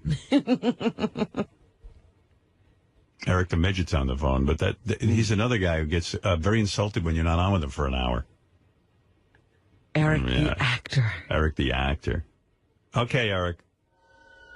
You're on. Good morning. Then I'll take a break. You're on. Thank you. Good morning. And thank you, Robin, for correcting Howard. You're quite welcome. I just wanted to say that you guys have iPhones, right? Yes. Starting this week, I have a new iPhone app. It's a soundboard and wallpaper. Go to www.erictheactorapp.com and you'll be able to get the iPhone app for wallpaper and soundboard. Okay. All right, a commercial from Eric the actor. How much does it cost? It's $2.99. Wow. All right. And what do you get? Wallpaper and a what? soundboard. Oh, and it's Eric Sounds? I guess. Yes. And what do you say? Like, give me an example of what I'll hear when I download this. Just to make sure you know this, they're not sound clips from your show, so I did not steal anything, any content from your show. Good. Right, good. They are all recordings done from the JFSC. Okay, and what can we hear? Yeah, for example, The annoying widget. like, for example, let's say I have the soundboard and I press one of the buttons. What would I hear? Eric, the annoying motherfucker. What? No, you won't hear that. What you will hear is, I'm trying to remember one of them. Oh. Shut up and let me talk for a minute. Okay. All right, that's a good one. That's one of them. What about Eric is a pleasant guy? Is that on there? No, it's not. I'm footed? Is that that's my favorite. That's a big crowd pleaser. I'm footed. You know what? I believe that is actually on there. Great. If I remember correctly. All right. And then I'm footed, you asswipe. retarded. Well, it sounds like a lot of fun, Eric. Okay, and we'll look for that on a... actor. All right. Thank you, Eric. Well, just one more thing. Okay. Just wanted to remind everybody that next Tuesday I will be at the Viper Room, and also March 23rd will be on the USA Network at 10 o'clock will be the episode of In Plain Sight. Okay. Right, and Eric, are you still joining me in San Francisco? Yes, on the 25th. All right. All right, Eric. Good luck with your app. And the Viper Room. All right. Bye-bye. That's Eric. Eric the actor. Yes. Can't wait to get the app. All right. Now I think I got everybody out of the way. Eric the actor. Good morning, and thank you for calling me Eric the actor. Yeah, well, let's just say I was watching video of Ronnie's block party. Okay, he had a new block party? Yeah, before we went to Vegas, he had like 3 or 4 block parties, and Eric showed up at one of them. And, Oh. No, I showed up at 2. Oh, 2. The Sacramento and San Francisco. And I was watching Eric on stage, and What does Eric do? nothing. Oh. Like, it's unbelievable. Like, I should play the tape for you. Believable. Like, Ronnie's up there, he does nothing except yell into the microphone. Is Ronnie just yelling curse words? And then yell stuff I've yelled out at AGT. Oh. Yeah, I could see he's quite taken with me. When we were going around the country, a lot of times I would say to a contestant, "Get off my stage." Mm-hmm. I'm watching the tape of Ronnie. He's like, "Get off my stage." So Ronnie has stolen that. It's okay. He can take that? It's a catchphrase. It's like, "Hey now." You know, I don't mind if he uses it. But Eric was up on stage, and like Ronnie has nothing to say, and then he's interviewing Eric. And, you know, Eric is very slow in terms of talking. I imagine that's from his afflictions. And I am breathing. not. You are not I am what? not a slow talker. Oh, Eric, it's unbelievable. It's like the weirdest thing. Like, you got to watch the tape. You have no idea that you're so slow. It's like Ronnie will ask Eric a question. He'll go, "Hey, Eric, you know, what are you doing tonight?" And then like Ronnie holds the microphone on Eric, and then you wait, and then he goes, "I'm going." It's like, holy mackerel. And the audience is talking because they're bored out of their skull. Eric is a whole different person when he's not behind that telephone. Yeah, I know. Is that right? Oh, yeah. He's very, very meek, very quiet. Yeah, I mean... He said there are two different Erics. Yeah, but you know what? It was good. People got to see him. He was happy. They were happy to see him. And then the next thing I know, that guy who, Jan, who works with Eric... Yes. You know, his caretaker... Uh-huh. He's lifting Eric out of his wheelchair so Eric can stick his head between some girl's tits. Oh, dear. And, like, Eric's flying through the air and smushing his face into this girl's breast. Is that how it happened? Yeah. Jan carries him over to the girl? Yeah, you never saw a show like that. Yeah, it's great, man. It's a great show. Yeah, it's a great show. It's a great show. 4 sold-out shows. It was awesome. You got to have Eric at every one. Yeah. I pulled... What mic is that, 3? Yeah. I pulled Eric doing his stand-up act, if you want that. Eric has a stand-up act? It's excruciatingly boring.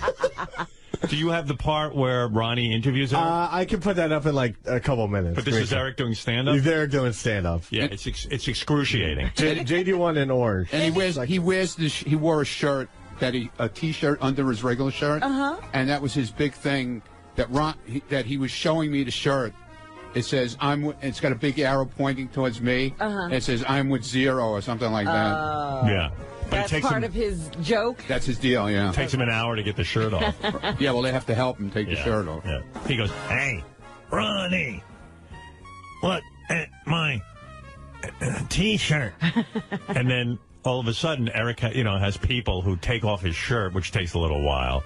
And then when the shirt comes off, it says... Can you really read it? It's a big arrow. Oh, you can read it. Okay. It's a black shirt with bright green over there. Uh-huh. Bright green letters. And Eric's such a poor communicator, you wish he'd put everything on his T-shirt, so it would be like a translation. So then there's a big arrow pointing to Ronnie. He goes, "I'm with a Zero." And Eric has this smile on his face, like he just got off the best joke in the world. Right. And he's, and he soaks in the applause and the gratitude from the audience for this brilliant joke. There it is. "I'm with Zero."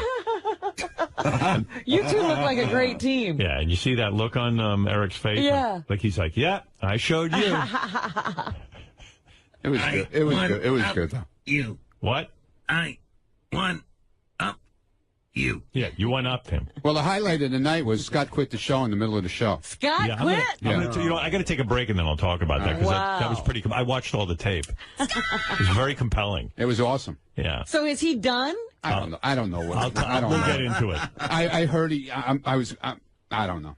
All right. Yeah. I'll get to it because I have to take a break. But while Eric's here, I'll play you Eric the actor's stand-up comedy. All right. Here you go. Here he is from Ronnie's block party. So Eric, my boy Eric has got. He came up with a comedy routine, guys. Go ahead, my man. Let's hear for it. Like, you're bored already. They weren't bored. They loved it. Just listening to Ronnie is enough. Stop it now. Hey. Maybe you should go back to yelling and screaming. Did you see our bus? Did you see our bus? Yeah, I'll get to the that. tour bus. I'll get to all of that. It's just I don't want to get into it and have to take a commercial break. Gotcha. All right. I'm leaving. Okay, I'll have you back in later. Here's a guy who liked Eric at the block party, though. They do enjoy seeing him. You liked meeting Eric, right, Tim? Hey, now. Oh, let me tell you, it was the best. And kudos to Ronnie for putting the whole thing together, or Shirley, or whoever it was. But Eric the Midget was the absolute highlight of the show, without a doubt. Wow. Hey, Eric, you hear that? Yes, thank you. Oh, thank you. the entire audience. Well, first, you know your fans, and I mean the drinking and smoking that was going on in the wine just continued all the way through. People seem to enjoy Ronnie's block party. What can I tell you? All right, Tim, thank you. I'll get back to this. It's you know, hey Eric, by the way, not to change the topic 50,000 times like I have already, but so I don't know. Somehow Gary and Will got in touch with Diana DeGarmo, the girl who was on American Idol, who Eric loves. And didn't he say he got blocked from her Twitter account or something? Yeah. So they got in touch with Diana DeGarmo, and they said, "Hey, can you come on with Eric and tell us why you blocked him from Twitter?" And she was like, she said, "I'll come on, but not with Eric." Really? Yeah, like she's done. She's like, "I don't want anything to do with that guy." So he must have done. Wow. Eric, what did you do? She won't even come on with you. Like, and then so Gary said, "You want me to have her on?" I said, "Well, I don't feel right if Eric's not part of it because." Well, I mean, we could find out her side of the story. Do you want me to interview her and find out her side of the story, Eric? Sure, you could do that. All right. When can I get a hold of her? We might do it later this week. I think she told Will. We were trying all week to find out exactly what it was because I was dying to know. Right. And all I know is she had issues with a stalker in the past, and Eric somehow scared her. He spooked her. Yeah. What did you do to Diana DeGarmo? Nothing. She won't even come on the air with you, Eric. She's afraid of you. I'm sure one of the fake accounts did something, but I didn't. Whenever I tweet to a celebrity, no matter who they are, it's always a positive tweet. How the hell is that bad? We don't know what you're tweeting. Eric, you're a great guy. You lack self-recognition. I'm sure there's something you did that you don't see. Did you call her at home? Go see your family movie, Chimpanzee Face. What do you say? Something about my family, Chimpanzee Face. Chimpanzee face. I think what Eric is saying is there's a movie out called Chimpanzee, and he's telling Gary to go see his family movie. Oh, there we go. Oh. That's a good one, Eric. The delivery was impeccable. What? Go support your relatives, Gary. That is funny, actually. Eric honing those comeback skills. I see that the comedy thing is taking hold. But, Eric, your anger's misdirected because I am not afraid to talk to you on the air, but she is. Yeah. Yes, but you're not believing when I say that I did not do anything wrong. Did you call her at home? No, I don't have her number. Did you direct message her? No, I don't. No.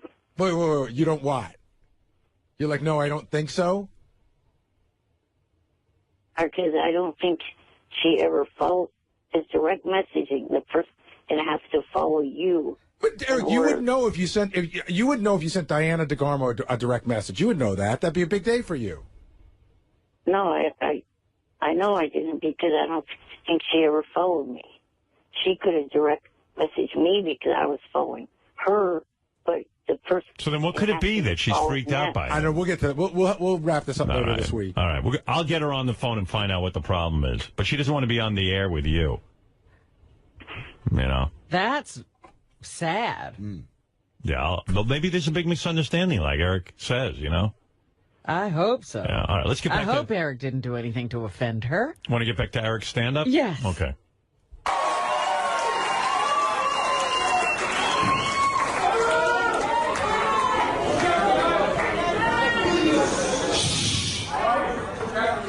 So who's seen the Three Stooges? Great opening line. So, who's seen the Three Stooges? Well, if you give it a second, you see how it relates. What? If you haven't, you got three of them here tonight. Ronnie, Yucko, and Scott. They did like it. I have to say, I hear people applauding. They're willing to wait. Yeah. He's on to something. It's that kind of slow, deliberate I'm delivery. like Steven. Right. Right, like Stephen Wright. Yeah. Ronnie was also standing behind Eric, like trying to pump up the crowd, helping them cheer up. That's okay. He's holding him. That's better than Scott.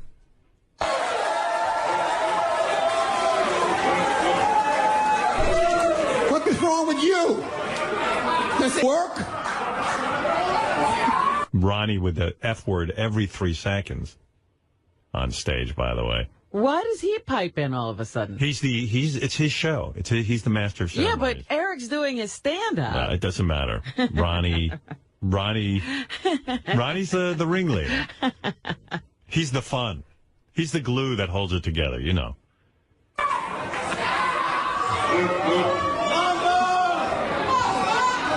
That just sounds like your worst nightmare night, doesn't it? Yeah, what are they screaming? Mother. The audience and you're staring at Eric and Ronnie. Where's Eric's next joke? I'm still like... He's milking the crowd. I'm basking in the waves of laughter. That line killed. It's like a tsunami. Eric, you realize, of course, that the audience is, cheering you because you're afflicted. And that line isn't that great.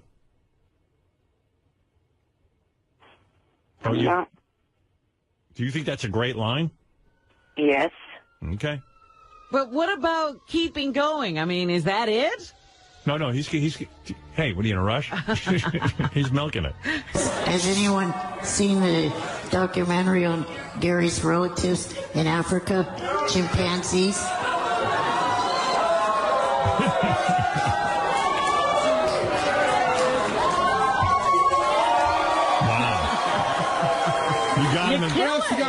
What else you got for me, my man?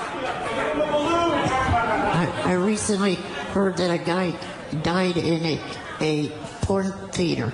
I guess his life came to a happy ending. I recently heard a guy died in a porn theater. Porn theater. I guess he came to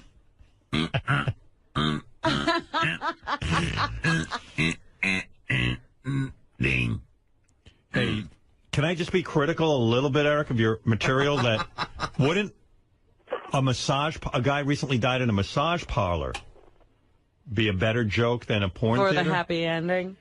Yeah, you get a happy ending. Oh, sorry. Thing is, that was a true story that I heard. Yeah, but and most people haven't heard that story, so you say, hey, I heard recently a guy died in a massage parlor. I guess that wasn't a happy ending. Well, here's the thing. I actually ripped that joke off somebody that you think rips stuff off of you. Who's that? Leno. That's a Leno joke? But no wonder it sucks. I actually changed the punchline. I see. Oh. Well, can't argue with that. His punchline was, I guess he suffered a stroke. That was his punchline. Yeah. Well, that might have been the better punchline. Yeah, I might have stuck with that, as long as you're stealing.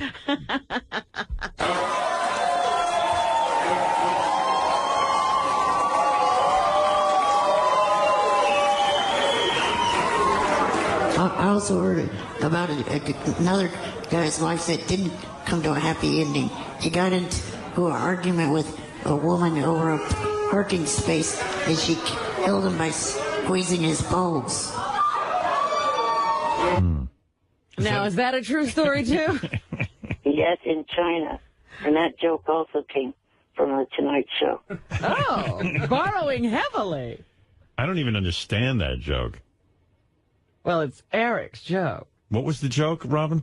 That the guy didn't come to a happy ending because he got into a fight with the woman over the parking space and she squeezed his balls and he died. But how's that a joke? I don't know. What's the punchline? Well, maybe there's more. Wait. No more. Let me think about it. The woman goes in to try to get a guy to argue over a parking space, and then she squeezed his balls and killed him. What's the joke? I must be stupid. Eric, explain. What did Jay Leno say on that one? Yeah. I don't remember how he phrased that one. Clearly.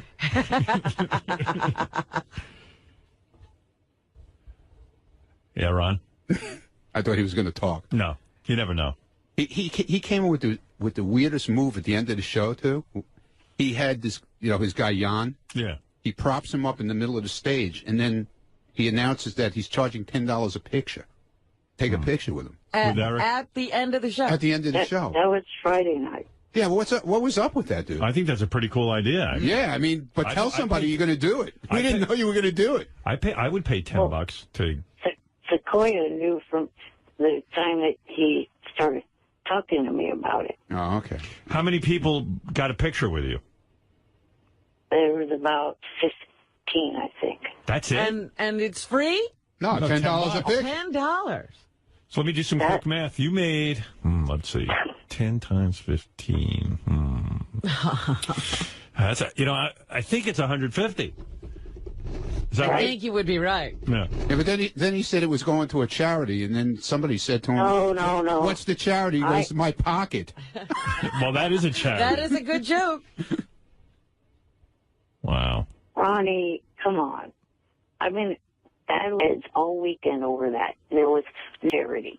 I know. That's what I heard. It was your charity was your pocket. I never said that. I never said there was You would charity. think people would just give Eric $10 because look at him. But he's willing. He wants to make his money. But the second night he took I think he took pictures with everybody with Yucko, so he didn't charge because he would have to cut Yucko in on the money. Yeah, but I can't believe that people wouldn't just everyone just take a picture with him and give him $10. Yeah. Unless you're short on cash. Right. I mean, come on. Ridiculous. When you see Eric, Eric's got some going. Oh, yeah. Like I said, he's a whole different person when he's not behind that telephone. His feet are going two different ways. He's like this, quiet little guy, man. Yeah. Looks like a Jerry Mahoney doll. No, he's cool, though. He's cool. Well, that's what I was thinking. They should get a stool, put Eric on it, and Ronnie could just act as if he's I can work him. Eric, did you ever consider becoming a panhandler? Because you'd make a fortune, dude. I couldn't pass you on the street without giving you some money. No, I've never thought of doing that. You should. You should go down to Fisherman's Wharf and hang out down there. And people would just put. Yeah. Do you ever when you're being wheeled around and stuff? Do people ever just throw money at you anyway? No. Oh. Nobody just accidentally thinks you're panhandling. You should just, don't panhandle. Just walk around with a cup in your lap, and I'm guaranteed people will start throwing money at you. Yeah, if he goes in San Francisco, if he goes down to Fisherman's Wharf, that's all you see down there. Right. All these different. I told you, I saw one of the X from AGT there. You did? Yeah. That's what I'm talking about. You try telling people no, you're not going through the next round. When they're headed back to Fisherman's Wharf. Yeah, one of the acts that tried out for the show was there. Yeah. Oh boy. Can you imagine if Eric just said, "Look, I just got back from Iraq, and they blew my legs off." You know the kind of cash you're talking about? You're talking about 10, 20 grand a week. Yes, $5 a week. Eric acts like he's above this. But in the meantime, he's got a wish list on Amazon. It's the same type of begging. It's just begging on the internet. Yeah, which is his worst place to beg. What happens with that wish list? Do people actually buy him things? Yes. I know Jimmy Kimmel did. Didn't Jimmy buy you something? If he did, he left it anonymous. Oh, no, then he didn't. Well, do people buy you things, Eric? Yeah, but I haven't gotten anything much recently. But what's the difference between saying I have a list, buy me free stuff, or going to Fisherman's Wharf and putting your hand out? I don't know. Nothing. Just take a ride down and check it out. Where's he live again? What? Sacramento? Sacramento? I got to figure there's some hangout where people panhandle. I mean, if anybody could make money, it's him. I mean, he'd make a fortune. So you should get you get that box, you cut the top off a box, just say war veteran. Yeah. And just sit by a red light. People throw it in the bucket. That's right. This guy, he would be legendary. He would be a legend in terms of the money he'd order. I get one of the, you ever see those guys that don't have a wheelchair? Because Eric's got a wheelchair that indicates he has some money. You get that, it's a dolly. The thing that Eddie Murphy had. Yeah, the moving thing. Yeah, the movie thing. The thing that Eddie Murphy had in Trading Places. Yeah. You just can use your knuckles to ride. And Eric hardly can use his hands, so it'd be cool, like, just lay him on his back on that thing. I mean, it's and get a dog to lay next. He'd make a fortune. Yeah. Dog would eat him. Well, a friendly dog. There was a guy like that at Fisherman's Wharf. He had a dog. Yeah. So he'd come around. People eat that tons of food down, and then just leave it. Right. So he'd come over and say, "Are you going to finish that?" You know, no. You can have it. Here, take it. And he'd start eating it, and the poor dog. And I said to him, "If I give you what's left of my food, you better be feeding that dog also." Yeah, I was yelling at the guy. Ronnie, a hero. Ronnie's proud of himself. Poor dog. He's out there in the sun, boiling up there. Wow. Anyway, I mean, I admire Eric not doing that, but, if anybody deserves to panhandle, it's him. Well, I mean, he gets assistance from the government, too, right? Yeah, he does. All right, Eric, I got to go. Nice job on that stand-up. Thanks, Eric. We had a good time. Okay. I'll try to get to the bottom of Diana DeGarmo for you. Okay. All right, later. Okay. That's Eric the actor, as he likes to be called. And recently comedian. Right. With the Ronnie's Block Party group. What's real is we're looking at Diana DeGarmo's Twitter photo, and it's actually of a South Park character that kind of looks like Eric. Really? Yeah. It's weird. She might actually be into him. Eric the actor is on the phone. Yes, Eric. We haven't talked to him this week. Yeah, I got a lot to get to, though. Good morning. Hey, Eric. What's happening? Not much. Just going to do a couple of things. One, clear the air, because I don't know if you heard or not, but there are... I'm so bored already, Eric. No I don't think we're going to hear it. You're not doing anything like Gary. You're not doing anything wrong. You're just talking. But you know what I just thought? Oh, my God. Eric the actor playlist. Yeah, we got to get him on playlist. Do you have favorite songs? Are you a music guy? Do you like music? Yes. Yeah. Oh, we got to do it. Like, could you introduce songs and talk about why you like them? Yeah, I could probably do that. Howard, I'm calling today to clear up a few things. Oh, my God. It's a few things. It's not going to be just one thing.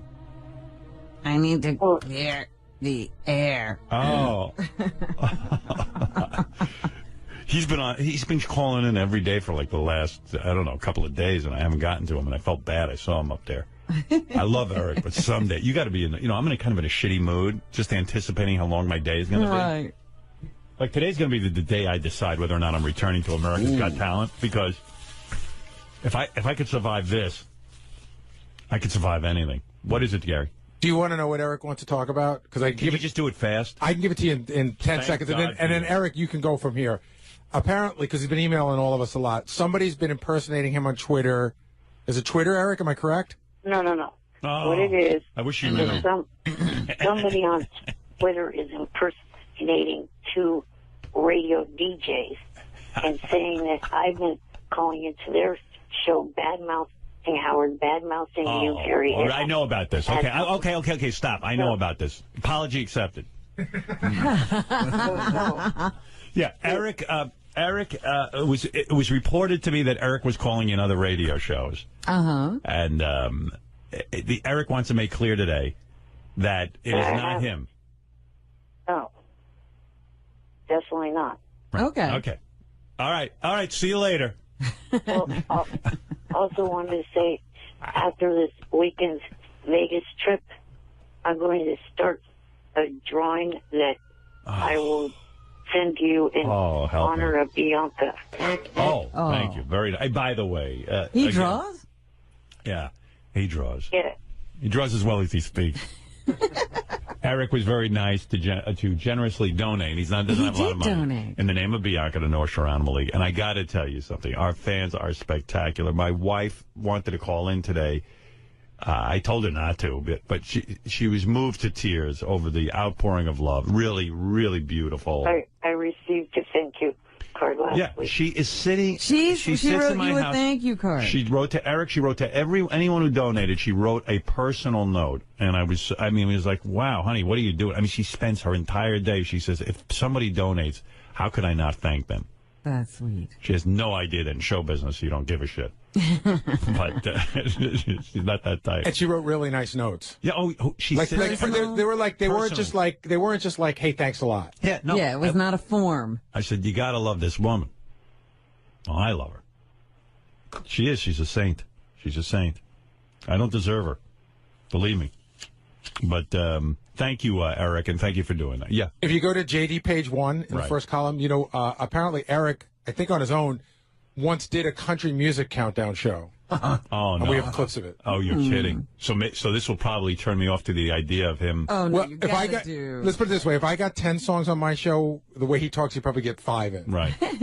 And are they all country songs? Yeah, because he's really into country. Oh, is that what it's going to be, Eric? Could you ban country music from your list?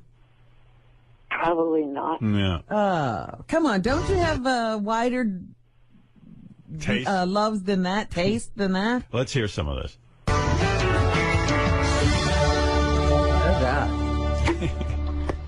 That was Jules' debut. Oh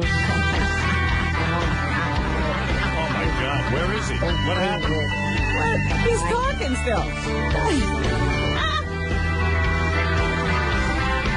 What happened there, Eric? Well, I guess the next song started, but a lot of DJs do that. They talk through the intro. Yeah, but you can't hear you. They lower the music so you can hear the talk, and then they push it up, Eric. Yeah. You got to be heard when you're doing the talk up. Right. Right. I'm not going to hear that again. That's a good one. That was Jules' debut.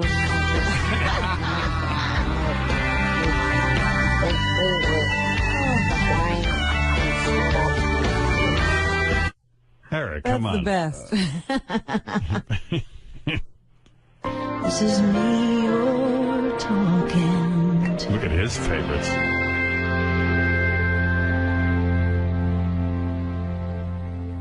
Oh, where is he?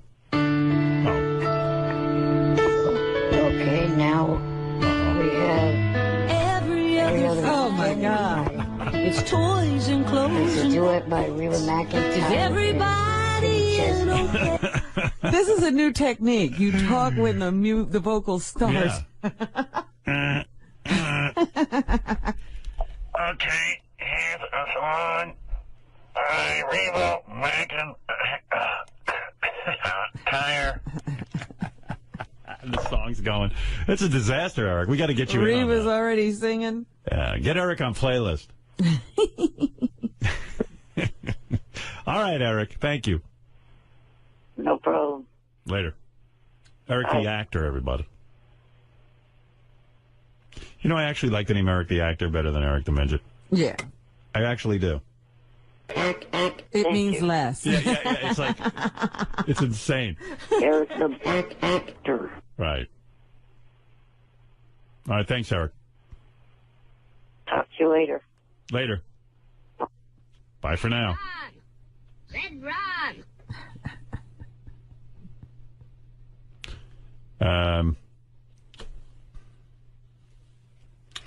So yeah, getting back to Richie Wilson's wedding. Yes. It's funny to see who wasn't invited. Who was not invited? It's 7:05. I should take a break. 5 after the hour. Let me continue that when we get back, okay? I'll talk to Johnny Fratto while I'm waiting for you real quick. Hey, Johnny, I don't have much time, but what is this? You're representing medicated... I just wanted to touch base with you and tell you that Medicated Peter did a great job on that movie, Dead on Arrival. Now, when did you start representing Medicated Pete? Well, I actually don't represent Medicated Pete, but somebody called and, they were looking for Eric, and, it was one of those things that Eric didn't want to do. Oh, you're kidding me.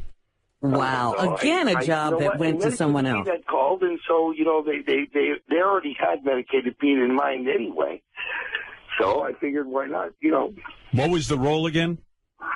Well, the role was a good role. It was a part of a guy that it's a remake of the old movie Dead on Arrival. So he Medicated Pete got love scenes with a hot girl and everything. It's pretty wild. And what was Eric's objection to the movie? Well, he didn't want, like somehow the guy's a killer or something, and he didn't want to be involved with being a killer. Oh, hold on a second. Eric, you there? Yes. Uh-oh. I didn't know you. I had no idea you were offered the role. Shut up. I'm going to claim bullshit on what Johnny is saying. He never once approached me with this role. Yeah, but you never said to me. I did approach you. I said, would you be... No, you did not. Did I ask you, can you be a killer? And you said, no, I'm not capable of being a killer, even though it's pretend. And I told you, Eric, even though you can't really fire a gun, you could pretend to fire a gun. Nobody knows that you can't fire a gun. I mean, the one guy in Forrest Gump that had one leg. Do you think they really cut that guy's leg off to make him have one leg? Eric, can I just say something? Can I jump in here listening to this? And I'm sure George Takei is aghast at this. He's mad at George, too, right now. I just heard a message that he was yelling about George. Oh, really? Why is he mad at George?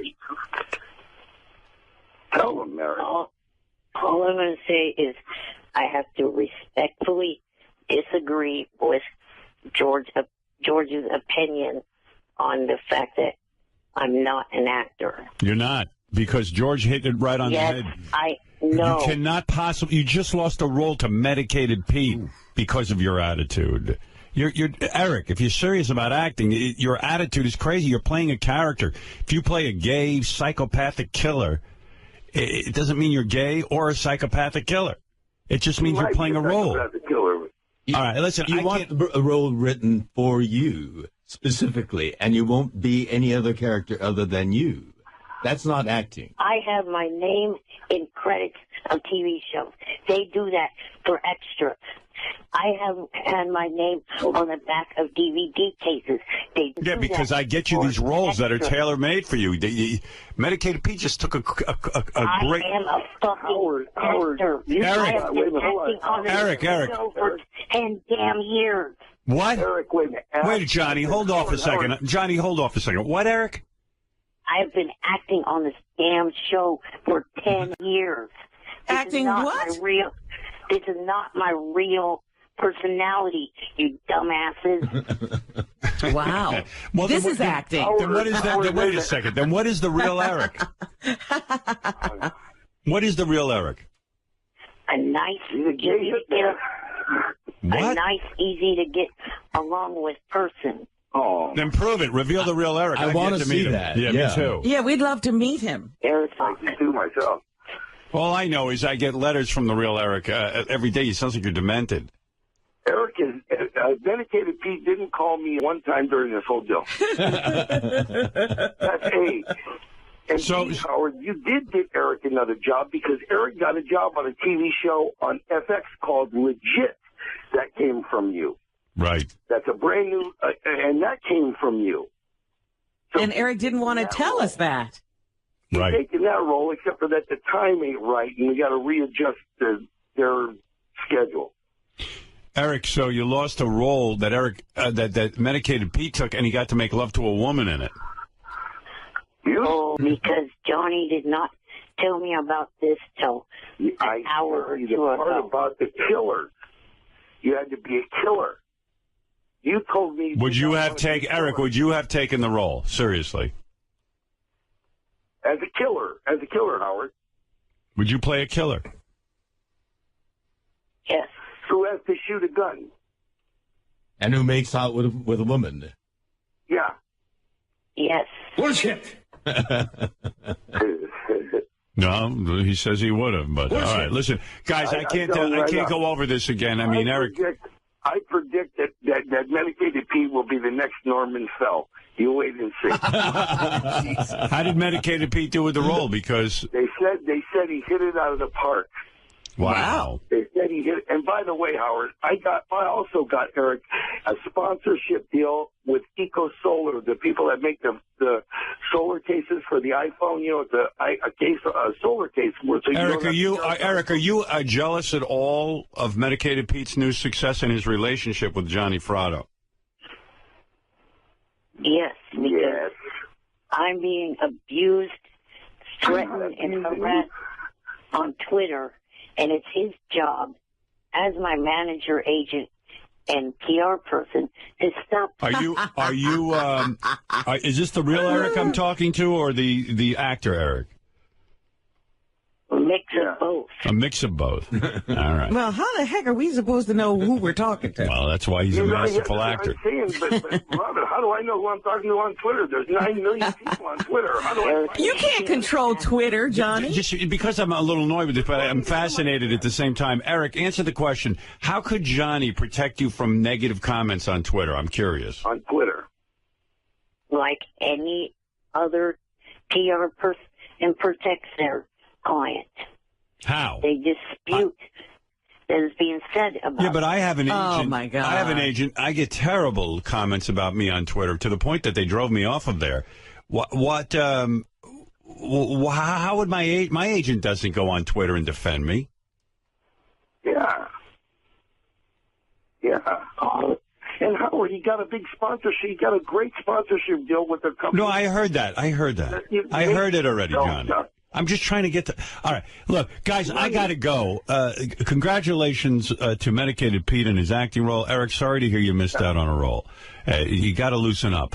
Thanks. He did get a role, though, Howard. He got FX. He got on FX from you. All right. Eric and Johnny, thank you, and I hope your relationship continues. All right. Thanks, guys. And what about that, George? Tell the thing about it is this Donald Trump, don't let it... There's more pussy for him. Let everybody be gay. Absolutely. Make more girls left out for everybody else. I told him that, too. Right, Johnny. Johnny's very wise. Eric, you'd be smart to listen to Johnny. All right. Thanks, guys. Johnny, what about the $1,000 bounty that the Eco company wants? Oh, okay. I'm not going to say the endless plugs that these two... Geez. I mean... I guess that was Eric the businessman. Eric the businessman. Well, he's not an actor because... Hey, Johnny, what about the $1,000 thing that Eco... Like I'm some sort of schlub. Bounty. Why don't all my sponsors just skip buying commercials and just go to Eric? Eric and Johnny directly. Oh, dear. Hey, listen to that. Look what's going on here. All right, Eric, what is the answer? The answer is it's a good song, right? Yes. Yes. See? This kid knows.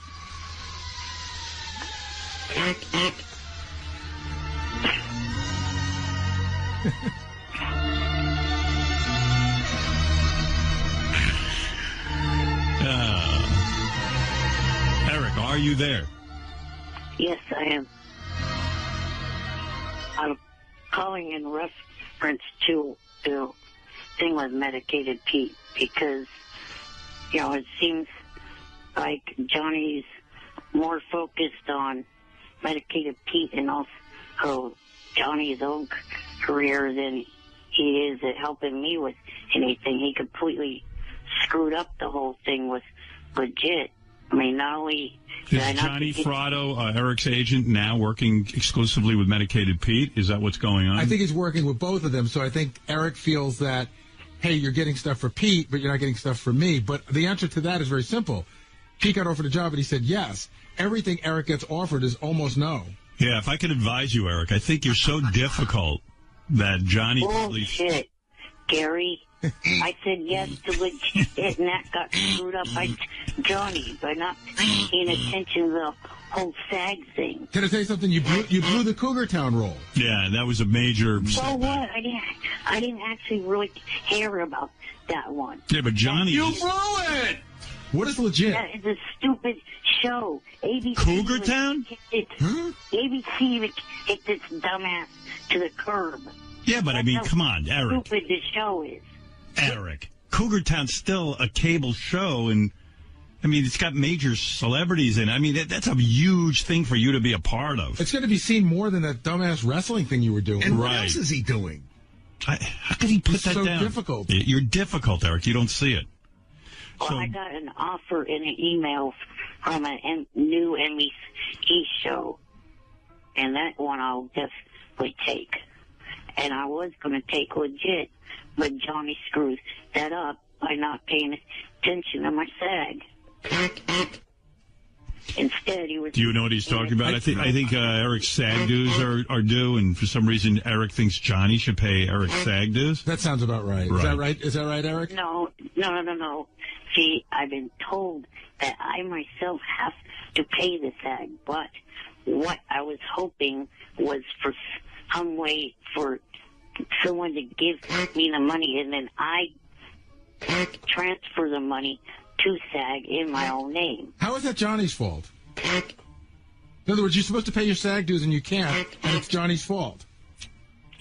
Because any other legitimate agent probably would have noticed that and fixed it.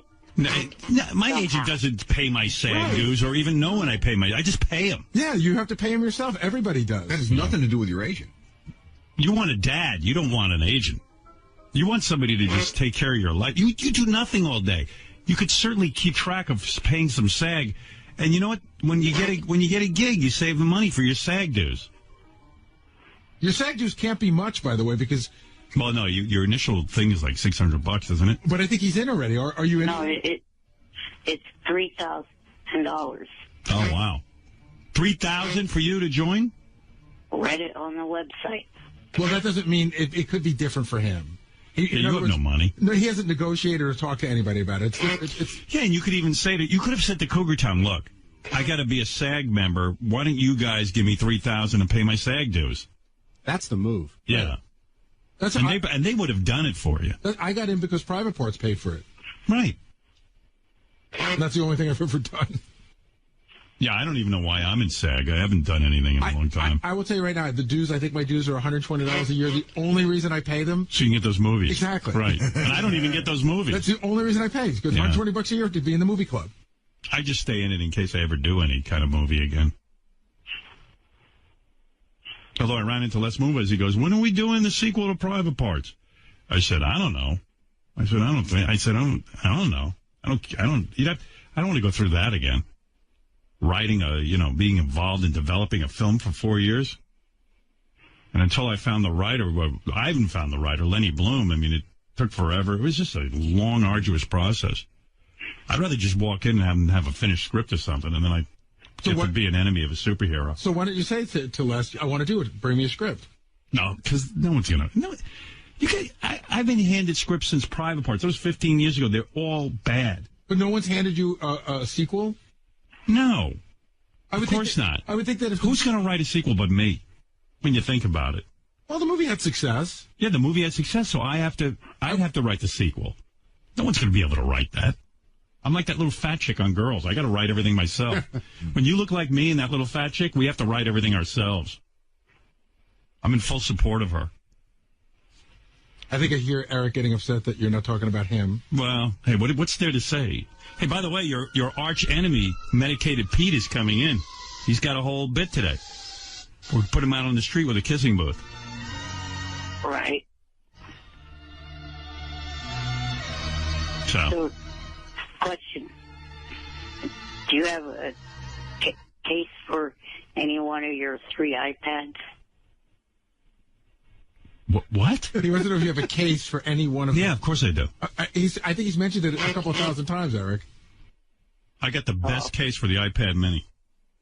I did so much research. You were rubbing that in my face, too. Yeah, it's a beautiful case I found. It's like 30-something bucks. You're funny, though, because you said to John, you like this case? And John goes, yeah. And you go, let me see your case. And John shows it to you. You go, yeah, that's the wrong case. Hey, he's got all over the case. Yeah, well, your case is bad because the front is all exposed. I like that. I like it. It's right this here. This case right here is the best case. Who makes it? And I didn't get it for free. I paid for it. I paid for it. Yeah, you couldn't pay much for that.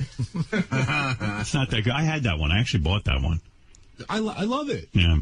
This is made by Belkin, and it's got a quilted cover. You can look it up on the internet. Get the mini iPad. By the way, is the mini iPad a success for Apple? Yeah. How do you know? The numbers they put out. How many have they sold? I don't know exactly off the top of my head, but they're qualifying it as a success. Another success. Yeah, because it's way better than the iPad. But when I went away, like, everybody had an iPad. It's crazy. And you think about how much these things go for, and they're everywhere. Because it's a must-have. Yeah. Like, even people with no money have to have it. It's just you got to have it.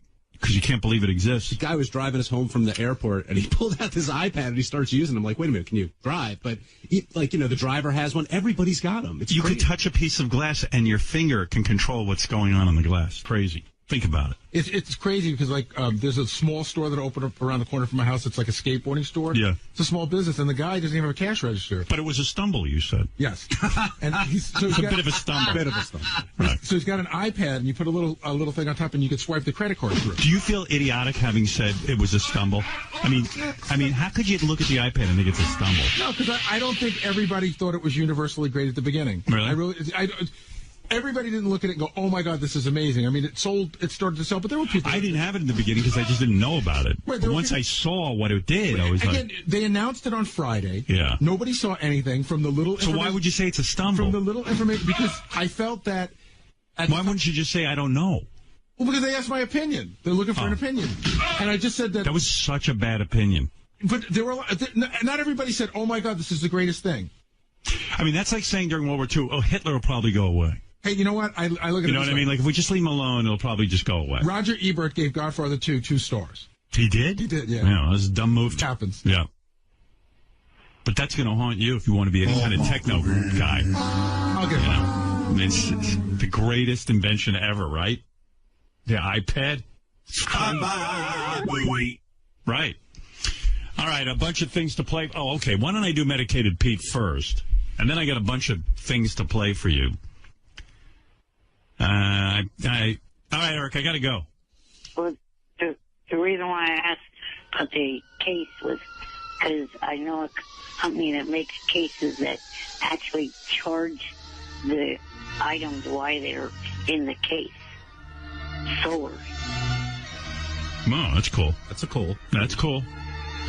A case that somehow captures solar energy and charges your iPad? I don't believe it. iPads, iPhones, Androids. And you don't have to plug in? Well, I think there is some kind of way that you have to plug in to begin with. Then what do I care? I don't want to plug in. So it's a big deal. What if I plug in and get solar power? I just want power. So in other words, that doesn't do me any good. If I can walk around and the sun can, heat up my iPad, then that's cool. Yeah. But you're talking about I have to plug in. So what's the... Well, at first, but then after you get it going, then you could use solar. Anything with a windmill that I can attach my iPad to? Because we're experiencing not such sunny days.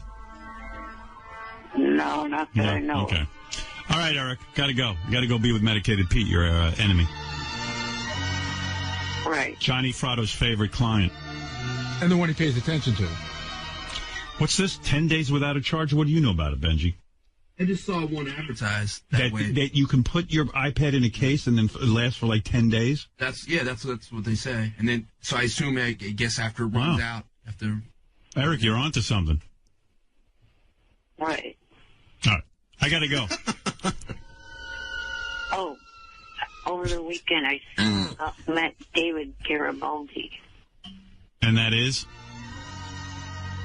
Isn't that one of your favorite contestants from AGT?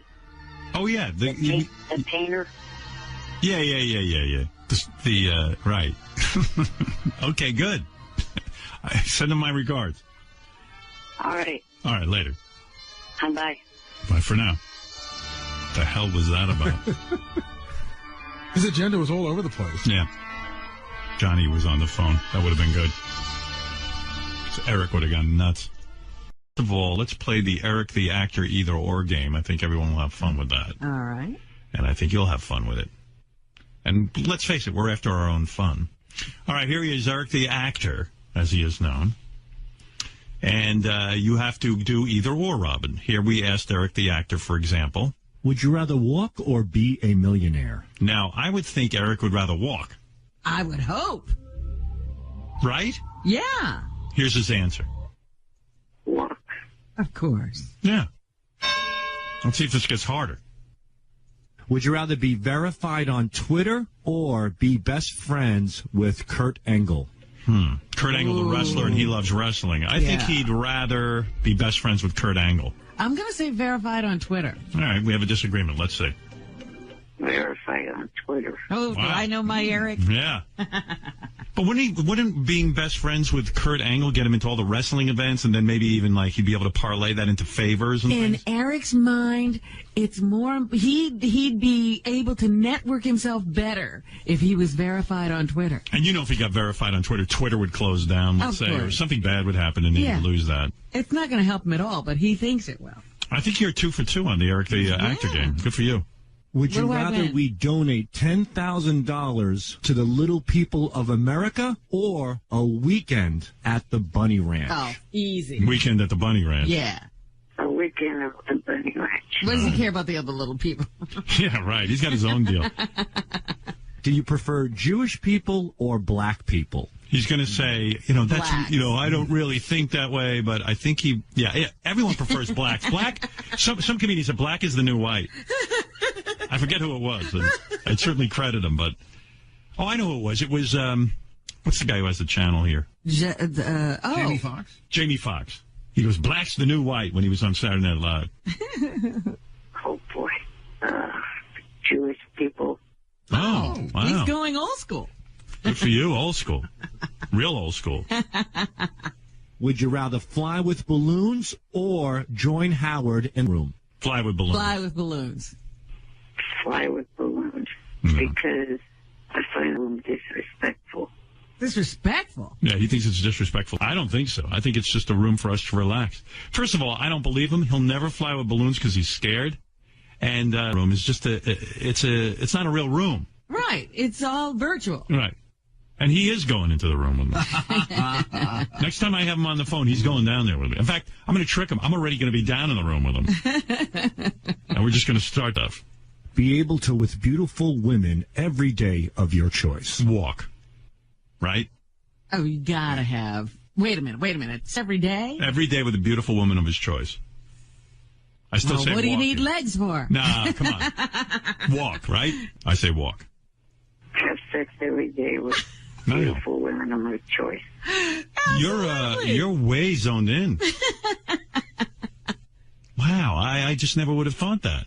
I thought his dream would be to walk. No, the only reason he wants to walk is he might be able to get a woman. I see. All right, well, you're thinking like Eric. Would you rather play an Ewok in the next Star Wars movie or play a Munchkin in the new remake of The Wizard of Oz? Ewok. Ewok, yeah. Play Ewok. Okay.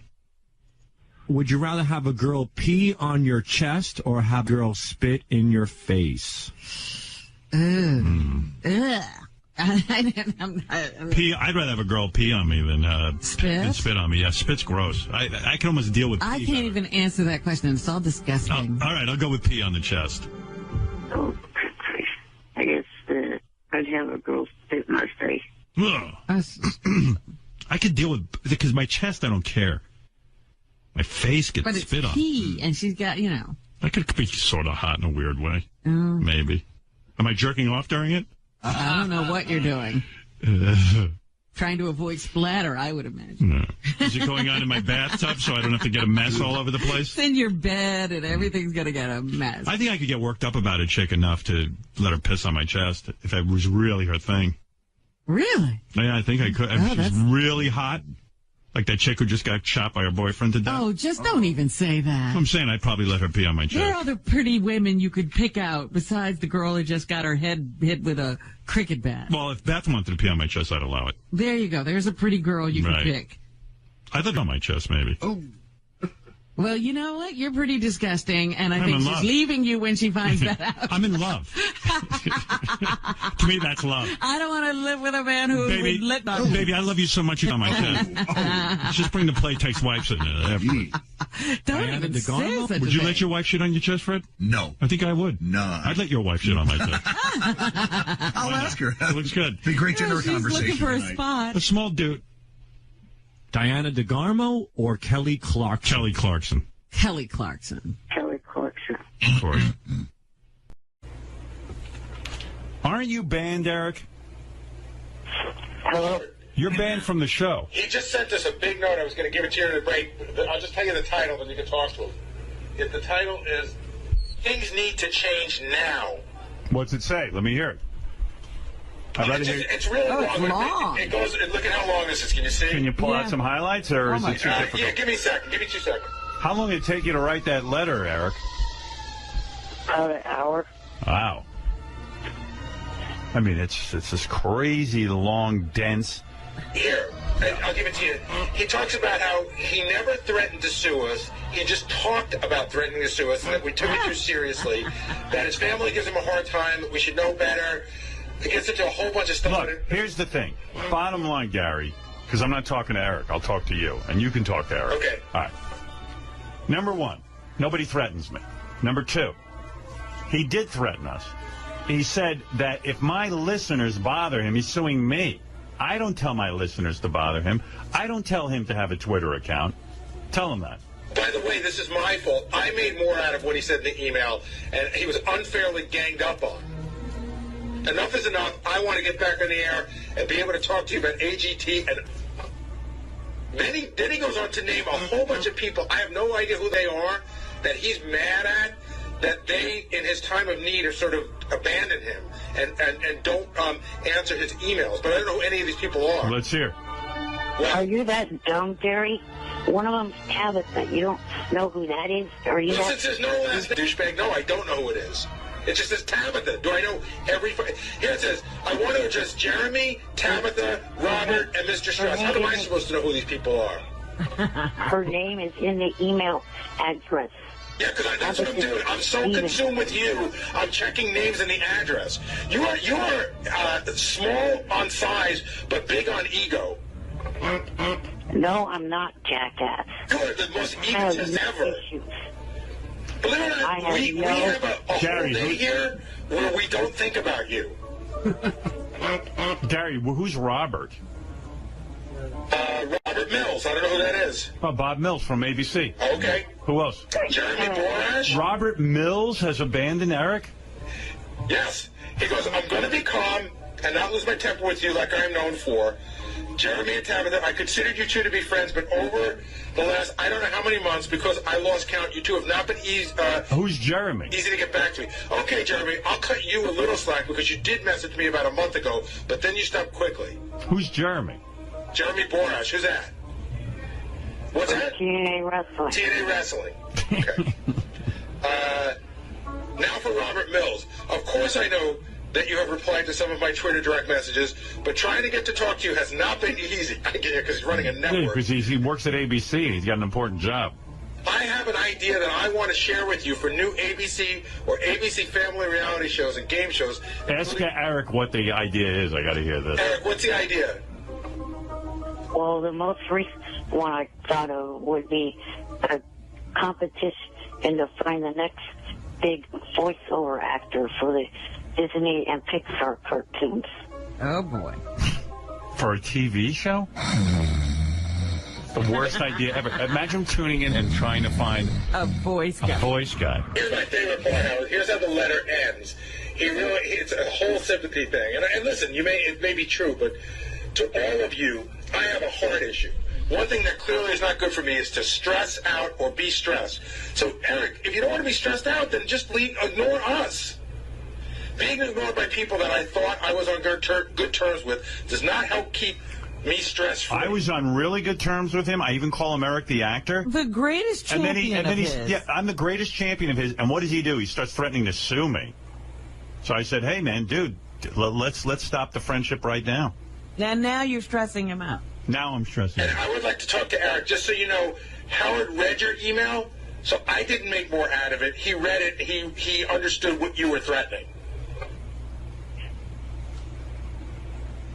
And a threat is always talked about. Don't say you talked about threatening. You didn't threaten.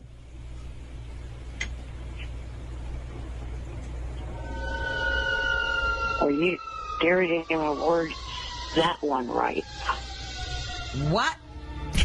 I did not say anything in that email that was sent tonight that said that my parents and my family give me a hard time. I didn't write that. Okay. I know I didn't write that. That came off of what Gary just said. Look, my family did not give me a hard time at all. Shut up. Look, after 38 years of being around my parents and family, I know how they are.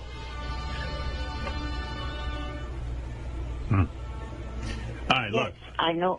I gotta go. I didn't say that they give me a hard time. Stop picking out little sentences and just shut up. But you don't like Eric, Gary. He is ungrateful. He wants what he wants. The whole world has to stop. Zoo. Go to the Bronx Zoo and visit your relatives, monkey ass. That is hysterical. Hysterical. And by the way, a joke that's never been told before. Very original and told with the timing of a top-notch comedian, douchebag. You have relatives at the Bronx Zoo? Apparently I do, according to Genius. Go get in a worst pitch and contest with Carly Rae Jepsen. Who?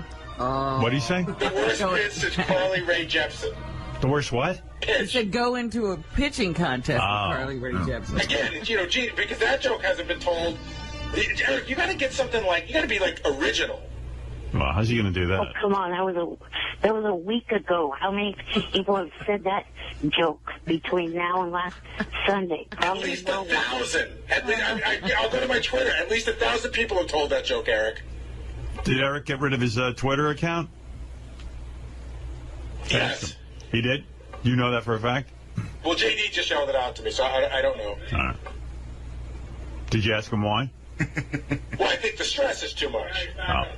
Oh, wait a second. It's back up, they're telling me. It was down and now it's up.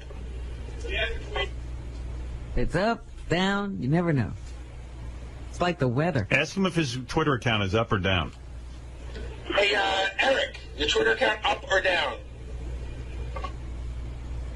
Hello? I'm not. It's not up. So, wait, hold on. Does Eric, the actor, have a Twitter account that is now active? No. Okay, whether you're tweeting or not. So the account that you had has been shut down, correct? Oh, I'm trying to keep it wraps, you ape face. What is he doing? It is up. He's trying to keep it under wraps that he wants the audience to think it's down, but it's really up. Because I'm only trying to use it to do direct messages now. So it's like a and secret... not messing with this What happened to email? bullshit. It's a secret Twitter account? How can you have that? People are going to figure that out. By the way, Howard, if you go to Eric's account, the only people he follows, for the most part, are all these porn chicks with huge tits. Like all big boob accounts. Well, come on, he's a guy. Oh. Can you blame him? See, I'm the only one who defends Eric, and then he's threatening me. I've had it. I mean, I'm pissed. What is the big deal? Why does he need to get back on this show? I don't know. Why is it stressing him out that he can't be on? Eric, why is it stressing you out? Let me say something, and then I'll answer that question. Howard, I apologize for that. All right. Well, wait a second. You apologize. You do admit that you threatened him, and you apologize for that. Is that correct? I may have gone over the line in what I said. Eric, the dumbass midget. You do admit that without this show, there really is no career for you, correct? Yes.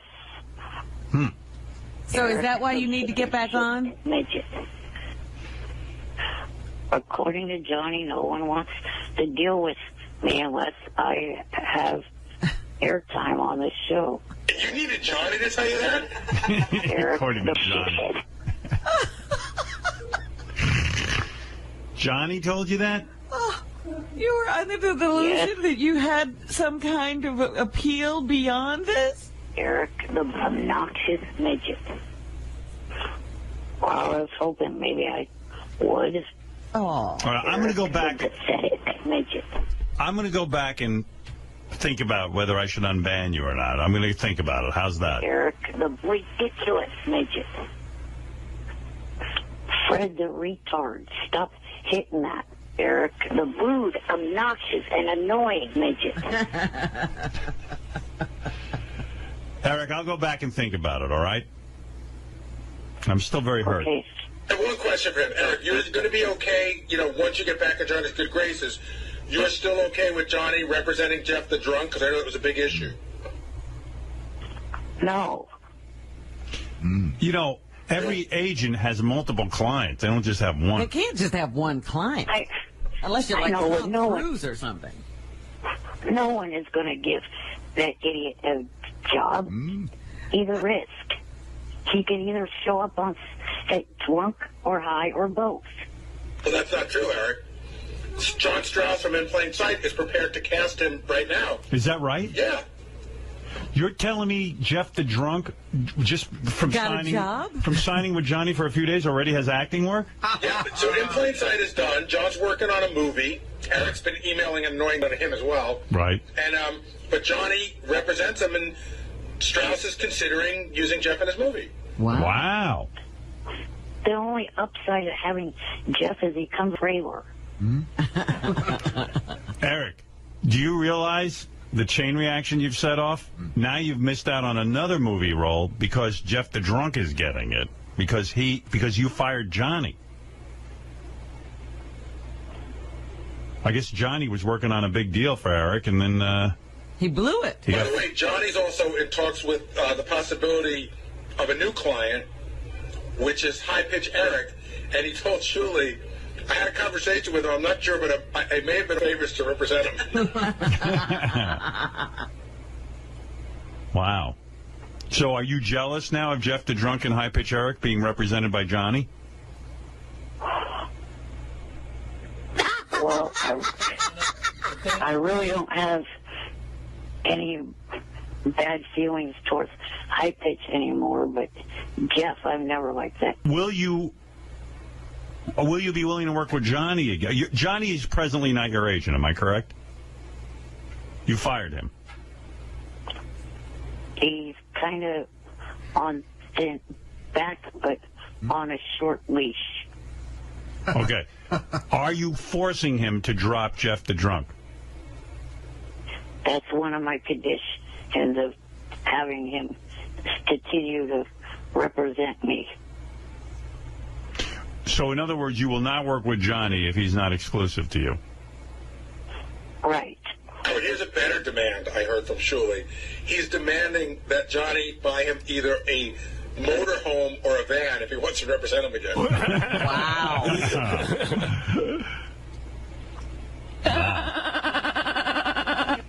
I don't think Eric's had too much luck finding any other representation. Has anybody called you to represent you since you dumped Johnny?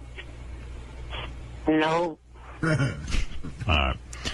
Well, this saga is fascinating, but I have to go.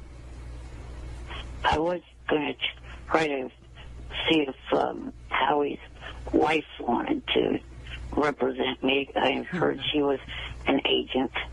I could get her on the phone, but first I have to make up with you, and I'm not sure I'm there yet. But if I do make up with you, I might get Howie's wife on the phone and let you talk to her. Okay. All right. Was the apology all he needs to do to get back on? No, Howard's thinking about it. I'm thinking He doesn't about know. it. I don't know how I feel right now. I do miss Eric, but I do feel hurt by him. Oh. You know, if Mary Jo Buttafuoco could forgive Amy Fisher, maybe I could forgive Eric, but I don't know yet. Hey, I got an idea. Yeah. Can J.D. rub his spoons on Eric's cock? In order to get... No? All right. No, I didn't say what. All right, I got to go. I have a comment about one of your AGT picks. I got to go, Eric. You don't get the comment till Howard decides if you're back. Right, you're not back yet. I'm thinking about it, though. Try to be on good behavior. Well, Thank you. I'll just say he's not a rookie. All right, Like all I got to the go. Got to go, Eric. Bye-bye. Bye. Keeps pulling me back in. I said you're as addicted to him as he is to the I know. show. It's not healthy for me. I'll talk to Robin about this privately. That way I should forgive Eric. So sad that he really thought he didn't need the show, and he's found out. Johnny had to tell him. Johnny told him. Well, that's why Johnny's a good agent. Yeah. Oh, good news for you. Very good news for you. So Yeah, Vince, you're on the air. Hey, how are you? Good. I'm phoning in to beg you to keep Eric off the air. Don't weaken. All this guy, the only reason why he was begging you to come back on the air is because he wants to use you again. He can't get anywhere without you. My favorite tape of the week, by the way. Thank you, Vince. My favorite tape of the week is, Eric the actor was mad because Johnny Fratto is now representing Jeff the drunk for acting work. And I think the news department called Eric and Jeff, and they started arguing with each other, and Eric's trying to tell Jeff that he's not a real actor. Of course, Eric thinks he's a real actor. Listen. I really feel as if there's enough juice for both of us, you little greedy bastard. That was very nice. Eric, your thoughts on what Jeff just said? Do you think after him calling me that I'm going to? No. I think he was just in a fun kind of way, and he didn't say midget, so he's being respectful.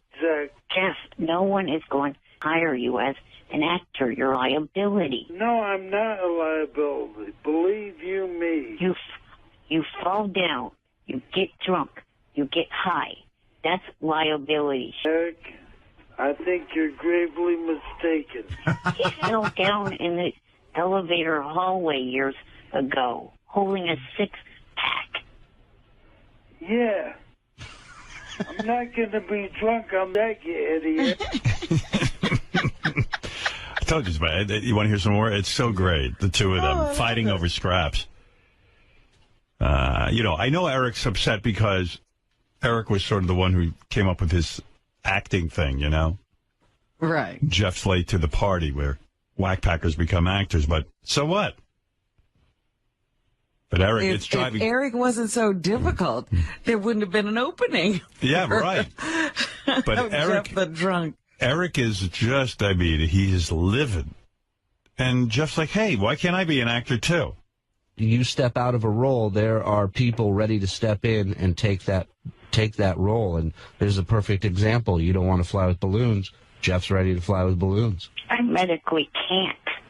You medically can.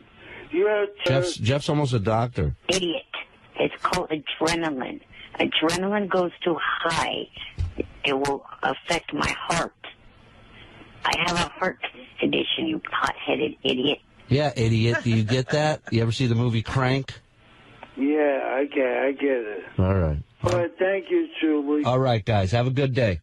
Okay, Eric. What?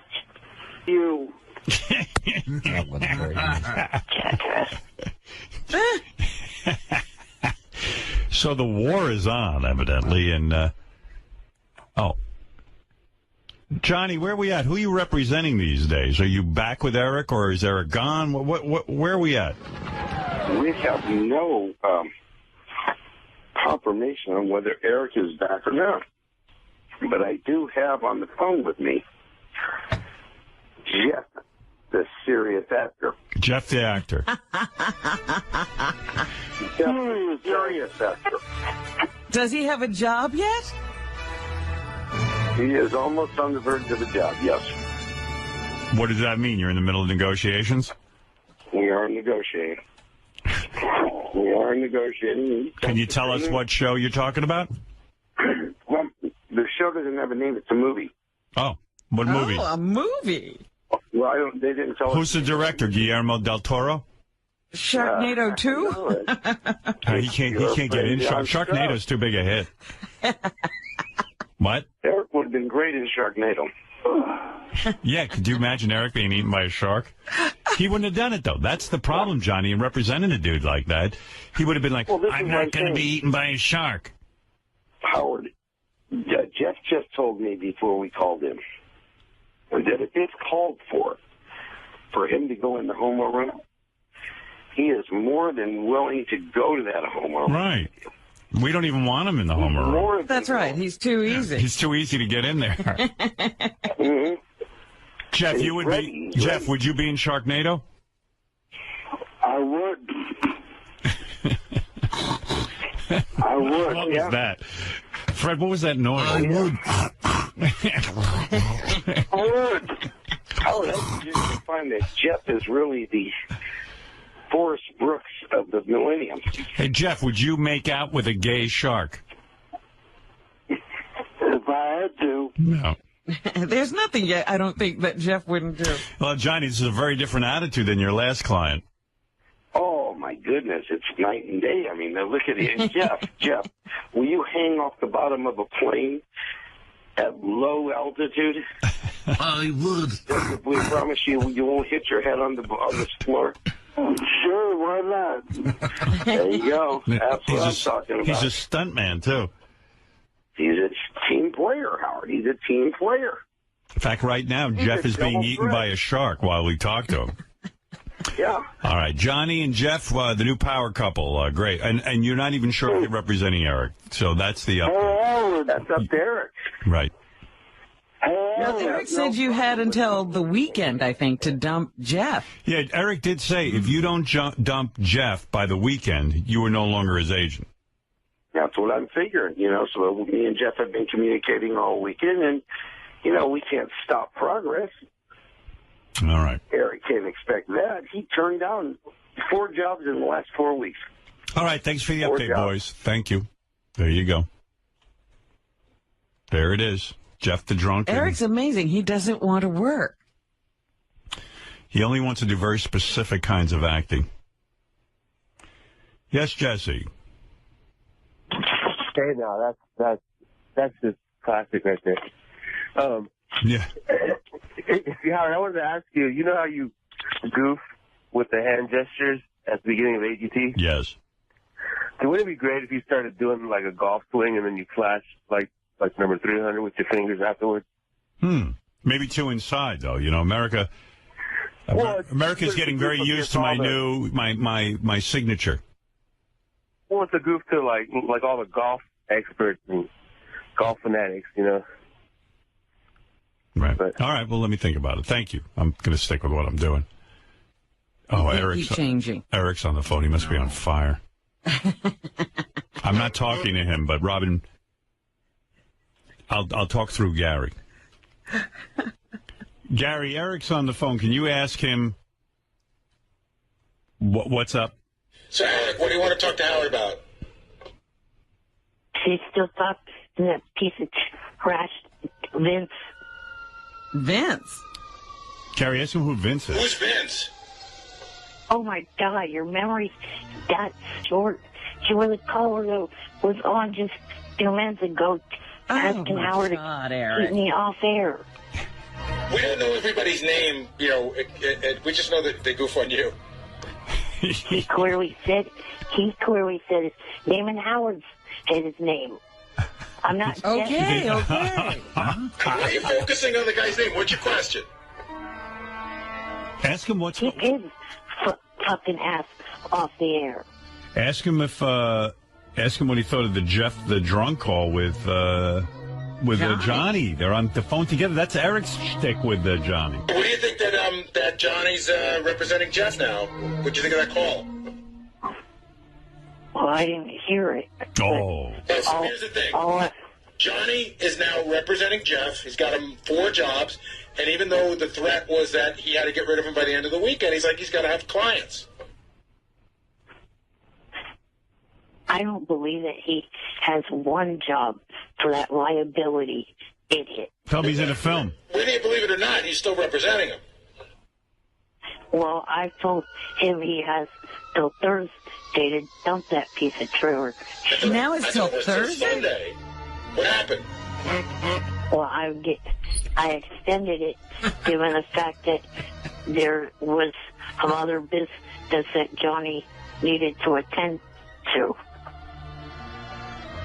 Well, till this Thursday? Yes. I can tell you that Johnny, when we spoke to Johnny a couple minutes ago, he didn't seem that the reason he was representing Jeff was because he was distracted with anything. He just going to represent him. Johnny does what Johnny wants to do. That's it. He said you turned down 4 jobs in the last 3 weeks. And my advice to Eric would be not to threaten Johnny with, like, I'm going to leave you, because Johnny doesn't care. Who's going to represent Eric? Well, I will say this. Against my better judgment, I did speak to Howie Mandel. And because I really didn't want to speak to Howie on Eric's behalf, because Eric has treated me like garbage. Right. And threatened me and all that stuff. But I was talking to Howie, and he said that if I wanted to, I could line up a conversation between Howie's wife, who is a Hollywood agent, and Eric. We could line that up. You could. I could. But why would you? Yeah, because it'd be funny. Funny it always ain't going to win. be that funny. You don't think? You don't want to hear Howie Mandel's wife? Eric negotiating? Yes, it's Jeff. never funny. Yeah, you little... You're going to extend it again when that one runs out. Hey, Jeff, you are going to be in a movie, right? Johnny got you work? Yes. When will you announce that? When I'm told when it is. Have you met with the people? Not yet. How do you know you're going to be in a movie? It's with John Strauss. Oh. You know, he did it in plain sight. Right.